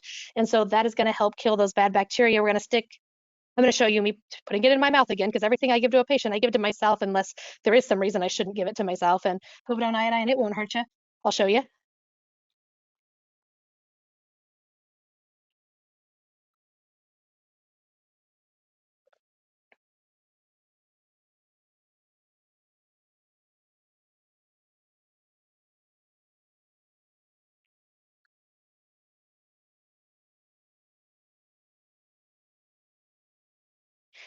And so you'll notice that when I put that on, my teeth were yellow, and you can see it here closer up on my teeth. You can see that my teeth are yellow, but that yellow goes away. The povidone iodine does not stain. We do want to use caution with iodine, of course, with anyone who's allergic to iodine. And if they're having thyroid problems, or if they do have thyroid problems, that might be one of those considerations that you want to say, maybe we're not going to put some povidone iodine on there. And so Dr. Jeremy Horst has a full-length course. If you want to learn a ton about povidone iodine, and this is something where you think, okay, I don't feel comfortable with this product, I do feel comfortable with that product, take a look at that and see Dr. Jeremy Horst's course on the Elevate series. This is a newer product, it's a newer technique, and so there's not as many of a list of courses that we have for it. You can notice the SDF one, there's a whole big list of courses and there's a whole lot more. This one, I have less courses, but I have a feeling in the next 5 to 10 years, there's gonna be a ton more courses on this as well. And it's pretty awesome, we do it in our practice. What we do is we dry it, we apply it, and we protect it. Same thing, except for you don't have to scrub it on quite as long. We apply it, we wait 10 seconds, and then we put the varnish. Another big thing with povidone iodine is this is something that is a product that is available over the counter. So we can actually send some of these home. I like to use the one that's made for the mouth, but we can send it home with a patient and let them apply it at home. You can't send home the SDF with a patient and be like, here, go apply this at home. You've got to do that yourself. But with the povidone iodine for moderate risk patients, we can tell them apply this every month or every other month. For high risk patients, we can say, I want you to put this on the first day of every month. And that's going to help control that bacteria for them. So this is another thing that you can help your patients with. And I would advise taking that course from Dr. Horst if this is something that you want to do, because well, for one, he's really fun to listen to, but also it's a great course and it'll help you understand more thoroughly that product. Another thing that you can do is when you know that you're prescribing a medication that's going to cause dry mouth, or you know that this patient now has depression and they're no longer doing the activities they used to do. Maybe they used to have great oral hygiene, but now, as Mike was talking about, they're now so tired. He talked about the girl with the shower, she takes the shower and then she just has to lay down after her shower because she is so exhausted. Do you think that girl's brushing her teeth? Like, probably not. And as a mental health care provider or as a medical provider, you can identify some of those patients that maybe their home care is going to start slacking a little bit. And you can say, how can I supplement that? And again, make sure that this is within your scope, according to your practice act, but a 5,000 parts per million fluoride gel. These are the 2 ways that I prescribe it. My favorite way to prescribe it is I say brush, floss, and rinse, and then apply this gel to your teeth like a lotion. So maybe on those days that they are having a little bit more of a bright spot, maybe on those days when they're a little bit motivated, they're going to do this. Maybe they do it once a week. Well, now they have a little bit more fluoride in there to be able to help them out. And so you're strengthening their teeth when they put that on. Ideally, you want them to do that every day, but they may or may not do that. And so this can be something helpful. Maybe they're very motivated, but their medications cause dry mouth. So we can give them a 5,000 parts per million prescription fluoride just to help combat those side effects of the dry mouth. And another thing that you can do, and I think intraoral cameras are just awesome. I think they're really cool. I think it opens dentistry up and it makes it more accessible and understandable to the general public. So if you have an intraoral camera in your practice that patients can play with, and of course there's infection control protocols, you've got to use the barriers, you've got to make sure people aren't going in there and not putting the barrier on and things of that nature. But when people can actually see their problems, it really lets them know where they need to improve. And I'm going to show you this video here. And even if you're not a dental provider, you'll be able to see what this patient needs to do better and where they need to focus a little more of their energy. You can see the plaque on those broken off teeth, and then look around the sides of those crowns. You can see that buildup. You can see food stuck in between. You can see, oh, in the front, they're doing much better, right? You're not seeing a bunch of stuff back there, but as you move back, move on back, and look, boom, there's like a border where they're not brushing anymore. So the patient can see that too. You can look at that and be like, oh, wow, I'm clearly not getting these teeth well. So if you're able to just allow that patient to brush their teeth and then show them, and they're able to take a look at that, that's something that could happen. Now, you may not have time to do that in your practice. That may not even be realistic. But if you do have time to do that in your practice, or there's a patient that has a particular concern, being able to have that gateway into the mouth where you're able to see it with a camera can be incredibly helpful. There it is again. So the next thing we have here is a case example to go over so that we can apply some of this information. We can say Zach is 26 years old. He has a sensory processing disorder, and he does not like the way his toothbrush feels on his teeth. He does not like the taste of toothpaste. The mint makes him gag. Every time he tastes mint, he thinks he's going to throw up. He has a history of substance use disorder. He has substituted soda as a replacement, and he does not feel like he can stop drinking soda because he feels like if he stops drinking soda, then he might start making other choices because soda is the thing he's clinging on to. He has multiple medications from his psychiatric nurse practitioner that have a side effect that can cause dry mouth. And Zach desires good oral health, and he wants to make improvements. So let's look at that pyramid. Let's look at Zach's caries risk. He has frequent consumption of sugar, right, with the soda. He's using soda all throughout the day, so he is just letting those bacteria feast so many times throughout the day. Soda is also acidic, so he is exposing his teeth not only to sugar, but also to acid throughout the day. He's got those dry mouth medications. Let's look at his preventative factors as he is interested.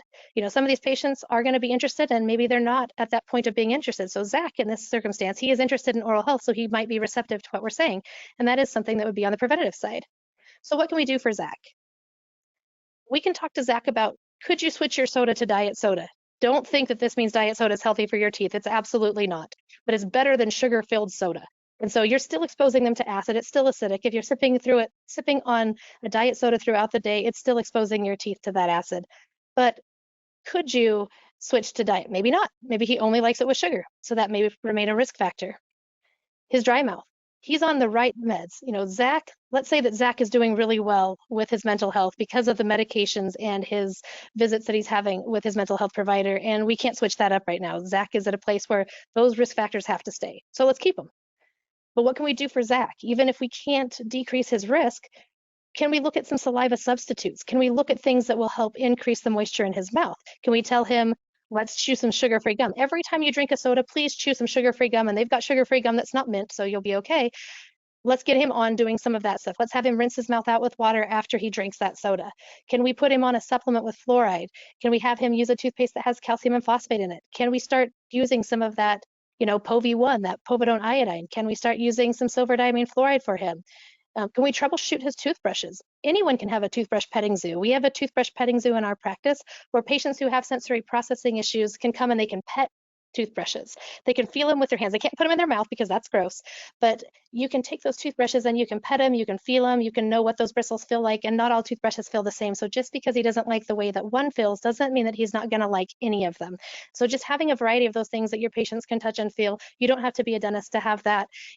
But also, I would say that if you start a toothbrush petting zoo, make sure you keep the boxes, because if you have all these really cool toothbrushes and they find the one that they like, and then you forget which one that was, it's not really useful. So make sure that you label each one of those toothbrushes so you know what to tell them to buy when they find the one they like.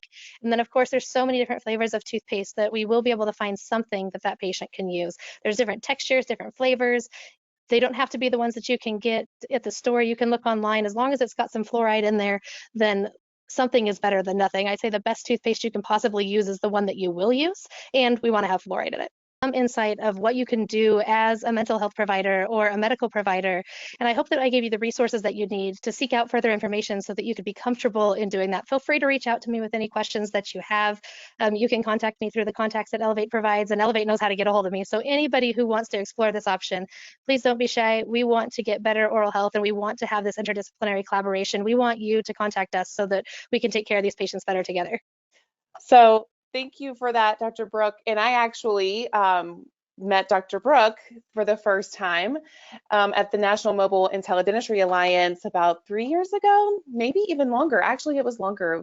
It's been 4 years ago now. So I am incredibly grateful to be with you guys and on as a part of the webinar. So I'm going to share a case scenario with you as well, and kind of focus a little bit more on the dry mouth that Dr. Brooke was talking about and that Mike shared with all of the great information that he gave us, and talking about all of the various medications that patients are using, patients that he's seeing, patients that we're seeing in private practice too. A lot of the medications that, Mike, when you were sharing that, I was thinking so many of the medications you said, we see patients come in on multiple of those same medications. So we're going to kind of look at the side effect of dry mouth now. So kind of looking at this case scenario, which is, it says 42-year-old female with Sjogren's and keeps a low pH all day due to having a poor saliva quality. And then recession's present. Patient also suffers from sensitivity on posterior molars and wants to be as proactive as possible to prevent restorative. No previous restorative history. And then I'll also say that this patient's a dental hygienist, and spoiler alert, that's me. So that's why I'm here to just give a little bit of a dental hygiene and patient perspective as far as, you know, what patients are dealing with dry mouth. In my experiences with dry mouth, so I was diagnosed with Sjogren's in 2016, and dry mouth became a very persistent challenge for me once I had that diagnosis. So I went through a lot of research. You know, I thought as a hygienist, you know, I wanted to be as preventive as possible. I am very familiar with Sjogren's and know what a destructive disease that is for patients and for, you know, their restorative challenges. And a lot of Sjogren's patients talk about how many teeth they've lost. It's very eye-opening to be a hygienist and also have Sjogren's and have those fears and wanting to be as preventive as possible. I really was just very desperate for a routine, and you know, I thought, I'm a hygienist, I'm sure I can figure out and find all the things to start using.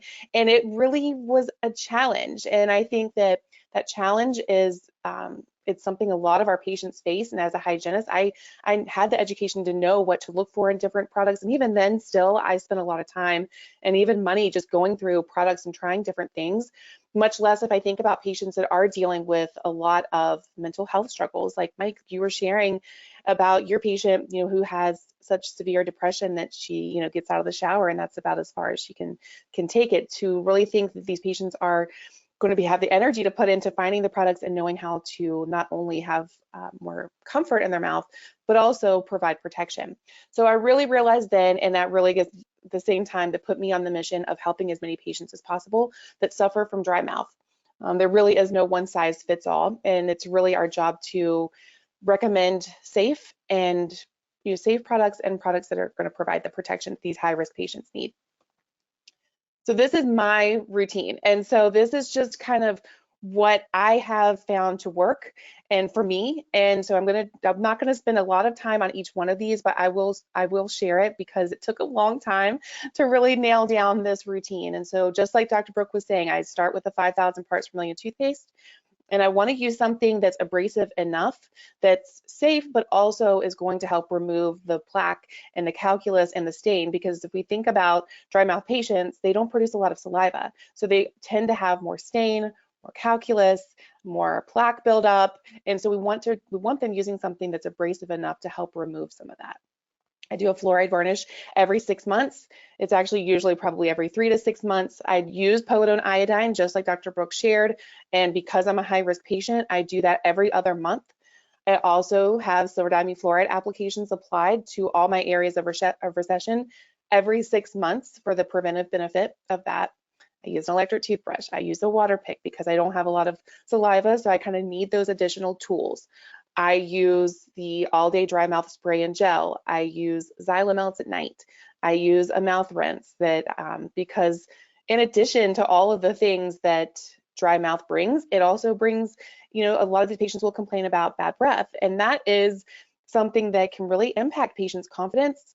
And especially, you know, thinking about all of the patients that Mike was sharing about, I mean, not only is tooth loss something that would impact their confidence, but also if they're dealing with dry mouth and they feel like their breath isn't fresh, all of those things add up to not really boosting a patient's confidence and self-esteem. So the mouth rinse is something that I use as much as I can. And there really is no one size fits all. It really is, it's a multi-pronged approach. You know, it's looking at not just products, but even what toothbrush, what are some other things that we can add to this arsenal to help lower these patients' risk. And I love that risk assessment tool that you shared, Dr. Brooke. That's so awesome to be able to implement something like that and really looking at what's going to be the best thing for this patient. What are some other challenges? What are things, what things might impact their compliance and making the best approach? And then always setting the best expectations on the products we recommend. You know, if we tell a patient, I always kind of use the example of all day, you know, the all day products are named that way because they can be used all day. But if we don't set the expectation for that with the patient, they might think that they might use that once a day and that might be enough. And in reality, that's just probably not likely. So whatever the product might be, always, you know, setting the appropriate expectation. And in hygiene, we really have the opportunity. We've got time with them as we're cleaning their teeth and talking to them about the recommendations we're going to make. We can set the appropriate expectation at that time. And then really considering shorter recare appointments is one of the best ways to help provide this preventive aspect to these high-risk patients that are dealing with dry mouth.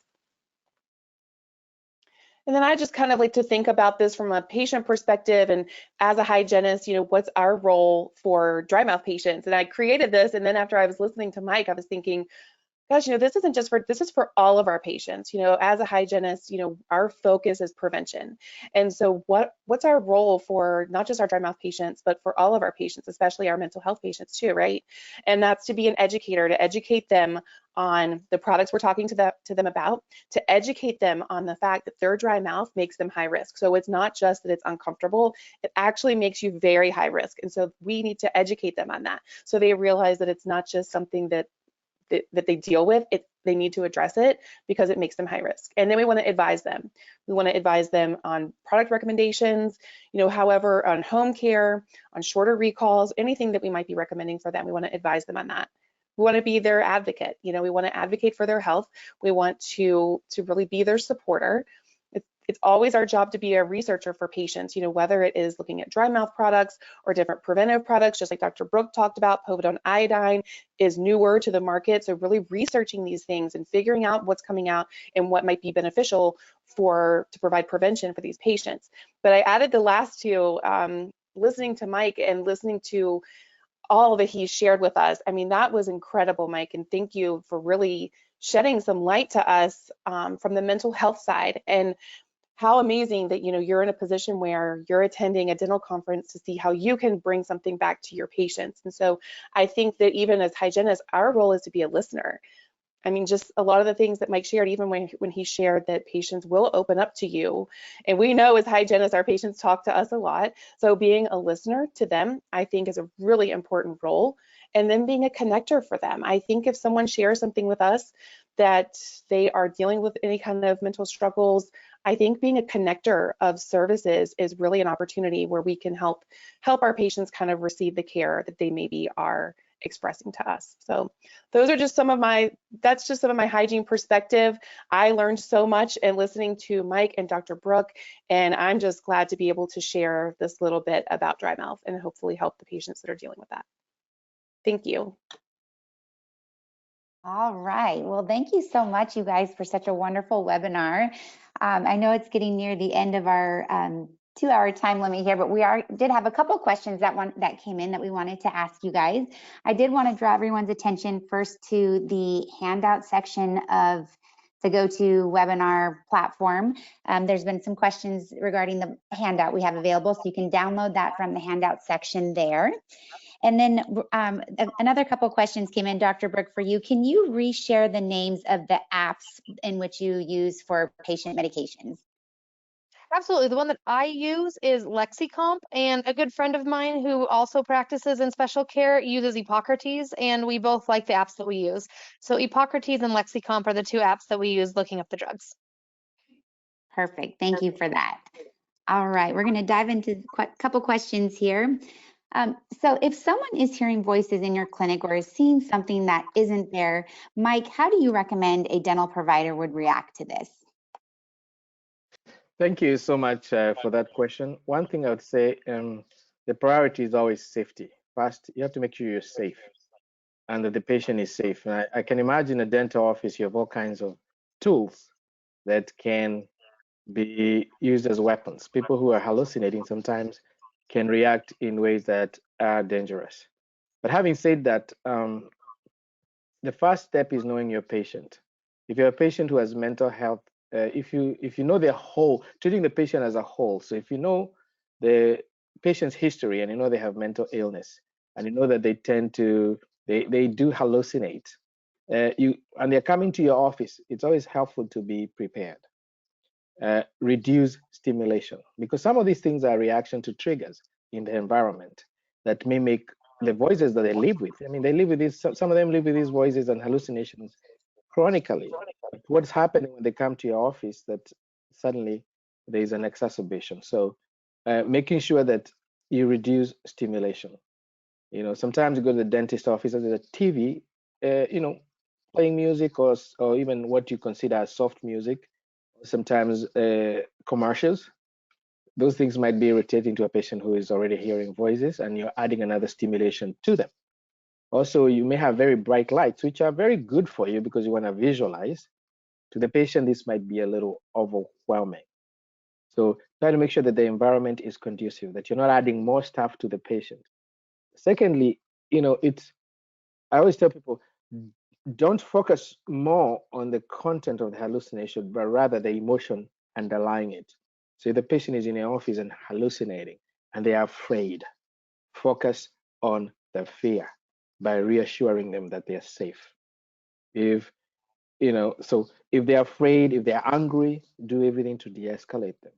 But all the time, be aware of your safety needs. Make sure that someone else is aware where you are. You don't lock yourself in the office with them, in your clinic with them. Make sure the door is accessible, that if you need to make a quick exit, you can make a quick exit. But I also say, if you've seen this patient chronically for a long period of time, you may be able to know if this is an acute change. If this is an acute change and you're concerned for their safety, then at that point, it may be important to call the police, you know, for help if they're out of control. But if most patients, you know, I have patients who constantly have conversations, and you can redirect them, you can reduce stimulation, and you can be able to do what you have to do. But there are times you may have to abort the procedure, because I can imagine a patient is hallucinating, seeing things that are not there, and you want to put them, you know, extract their tooth. Now you're adding another thing to an already burdened patient. And then the other thing I also consider, always remember, it's always medical before it's psychiatric. And there may be a tendency to assume the patient is hallucinating when what they're having is delirium. So be sure, you know, that you observe this and you know your patient well. So if it's a patient you've been seeing for a long time, you can say, they never done this before, so something is totally different. So if you're unsure, don't take unnecessary risks. I always think when dealing with a patient who has this type of experiences, I always remember of the Drew Carey show, Whose Line Is It? You know, where they would give the actors something to do on the fly, and the actors had to improvise. You're gonna have to do a lot of improvising, but always remember safety first, and be aware of the emotions behind every action. Attend to that. Don't spend time telling the patient, no, you're not, whatever you're seeing is not there. Don't try to challenge what they're seeing. Just reassure them that they are safe. Speak with a calm voice. Don't be loud. Reduce any noises around you. Don't crowd the patient, because sometimes people tend to call for help and then you have 10 people talking to the patient at the same time. Absolutely avoid that. If there's family present, recruit them to help you, because a familiar person often can do what you cannot do. And always remember, you can always do the procedure another day. You know, don't always do that. But patience, patience, patience. Often these patients tend to be violent because we are pushing them As a dentist, you have 10 patients waiting outside to see you. So you become impatient and you want to rush things with, so, and that always where people get into trouble because a patient may not be ready and may be resistant, and then they become violent. So always safety, patience, empathy, understanding, know your patient, be prepared for them. Because if you're prepared, you'll know. Like if I know a patient has a previous history of violence, then I'm prepared and take more precautions and I remove any dangerous stuff around me. If I know that sometimes patients tend to react in a certain way, then I'm prepared for it. What happens is what you don't know of is what will catch you unawares. Yeah, thank you. Great. Thank you so much for that, Mike. And another question here for you, Mike, as well. At what point should a dental provider make a referral to a mental health provider or contact a patient's mental health provider? And what are some signs that we should be looking for? Well, like I mentioned before, I talked about a couple of things. Again, safety is always first. If you notice something is totally different with your patient, remember, patients can have chronic hallucinations. They can hear voices. That's not new. Doesn't mean they need to get out of your office and go to the psychiatrist. But if you know them, they've been coming to their office, and this is completely different. When you see a significant change, that's a time to reach out to their psychiatrist. Always be aware and do not hesitate to ask a patient, do you feel safe? Are you afraid something might happen? Do you have any intention of wanting to harm yourself? Then patients start talking about, I think so-and-so wants to hurt me, and I actually I have a knife in case he comes near me. Those are now concerning things, safety. You might want to call the psychiatrist and say, I'm concerned for his safety and the safety of others. Assess for suicidality. Do they have any thoughts of wanting to harm themselves? You have a patient who's always bubbly, coming to your office, has a history of depression. They come, they open their mouth, you get an impression they haven't brushed for a very long time. Or something is different. Are they doing excessive drugs and anything of that nature? They're not showering, they're not washing. You see a significant change. So you may say, hey, are you okay? Just that simple question outside of, are your teeth okay? Are you okay? How is your mood? Might open a dam of emotions where they may tell you, maybe they have thoughts of suicide. And at that point, you're worried about their safety. It'll be important to reach out to their mental health provider, and sometimes maybe encourage them to go to the emergency room, or reach out to their family member, the emergency contact, and say, hey, I'm concerned about your husband, I'm concerned about your son, I'm concerned about your wife, she came in today. The condition of her teeth, she's usually very clean, she's always takes care of her teeth, everything is different, she doesn't look like she has showered. Are you concerned? Is something different? And I talked to her and she said she is thinking about harming herself. She doesn't feel safe. Patients say, I don't feel safe from myself. Do you have a plan? Yes. Is it immediate? What do you plan to do? Yes, I feel like I want to jump off a bridge, which is a common finding with a lot of people. I want to take pills. I want to overdose. I feel my life is worthless. That's an important time to make a referral, possibly if immediately, not tomorrow or the day after. It's the time to call the family and say this person needs to go to the emergency room or they need to be seen by their psychiatrist. Especially in the dental office, you provide a very, very intimate level of care. You go into somebody's mouth. Often they trust you and they will tell you things that may not tell someone else. So always trust your gut. If you're worried about your patient, don't hesitate to ask them and don't hesitate to reach out. It may be the only opportunity you do get. Also, you have a patient that may come in because I see patients sometimes who take substances. They come in, they can't keep their eyes open. They're passing out on your table. And you may ask them, what's going on? Did you take something you should not take? So those are questions that you may have to ask. But always be aware, trust your gut, and don't be afraid to ask. Often because you have a very tight schedule, people don't want to dig up too many things because then you might spend too much time and there are 10 patients waiting. But for patients with mental health concerns or history, you might need to stop what you're doing, ask them about their safety, make a referral, call the family, call the emergency contact, and get them the help they need. Often it needs to happen right away. Okay, great. Thank you for that. And then just one final question here, and switching it a little bit back to the dental side of things. Dr. Brooke, a question came in when you were discussing silver diamine fluoride, and the question was, when has a carious lesion gone too far to be able to use the silver diamine fluoride? I use it all the time. And so if the times that I hesitate using silver diamine fluoride is if I have a lesion that the tooth is testing vital, it's an asymptomatic tooth, and radiographically it looks huge. And the reason I hesitate there is because it was an asymptomatic tooth, and now I'm going to put something in there that it may become symptomatic. But I don't think that it would cause a problem. That's just me being more hesitant with that. I treat a lot of geriatric patients where the caries are all the way into the pulp and I can see right there and it's necrotic, and I'll put SDF on a necrotic tooth as well, and that will help sometimes control that caries growth. We see a lot of patients at end of life and we treat all those root tips that are just down at the gum line. We treat those with SDF as well. And so I don't get very intimidated with how deep it goes, but sometimes when I just get that gut feeling of, you know, I think this, like, what if they get sensitivity after this? And those are the only times I'm hesitant. I have had one bad outcome with it in a deep lesion. I had a lesion that was, um, the caries were all the way to the pulp. We ended up having to extract the tooth. He didn't have sensitivity before. I put it on. He had some sensitivity. Those caries were going to go to the pulp anyway. We were going to have to do endo on that tooth anyway. He elected to extract it. I extracted it. And one of my lectures that I give on SDF actually cross-section that tooth where I can see how that SDF has penetrated. And you could see it. The SDF went all the way, it went all the way through the lesion. So it did go into the pulp. So it is capable of going through the entire lesion, because when we cross-sectioned that, we were able to see that.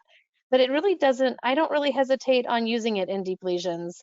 And I know a lot of other providers that do that as well. Hopefully that answered your question. Yeah, I think that was great. Thank you for sharing that. And I just want to thank you three for just such a wonderful presentation this evening. I wish I could read through all the comments and how many people were so grateful on you guys really shedding some light on this very important topic. So thank you to you three for sharing this evening. And also, Mike, thank you to your patients that shared their testimonials with us. I think that was just huge in helping us all learn from this evening. So big shout out to them as well. And to our attendees, thank you all for joining and spending your Tuesday evening with us. So just as a reminder to our guests, your CE certificate will be emailed automatically within an hour or two, so make sure that you check your spam folder. And just be sure to follow us on Facebook and Instagram for links to new free CE events.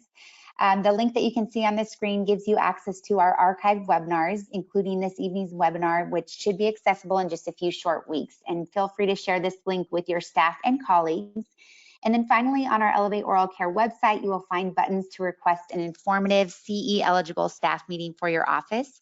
Education on the latest evidence in oral health prevention is what we do, and we would be honored to meet with you and your team and help you best serve your patients. So thank you all. Have a wonderful rest of your week, and we hope to see you on our next Elevating Care webinar. Have a great night.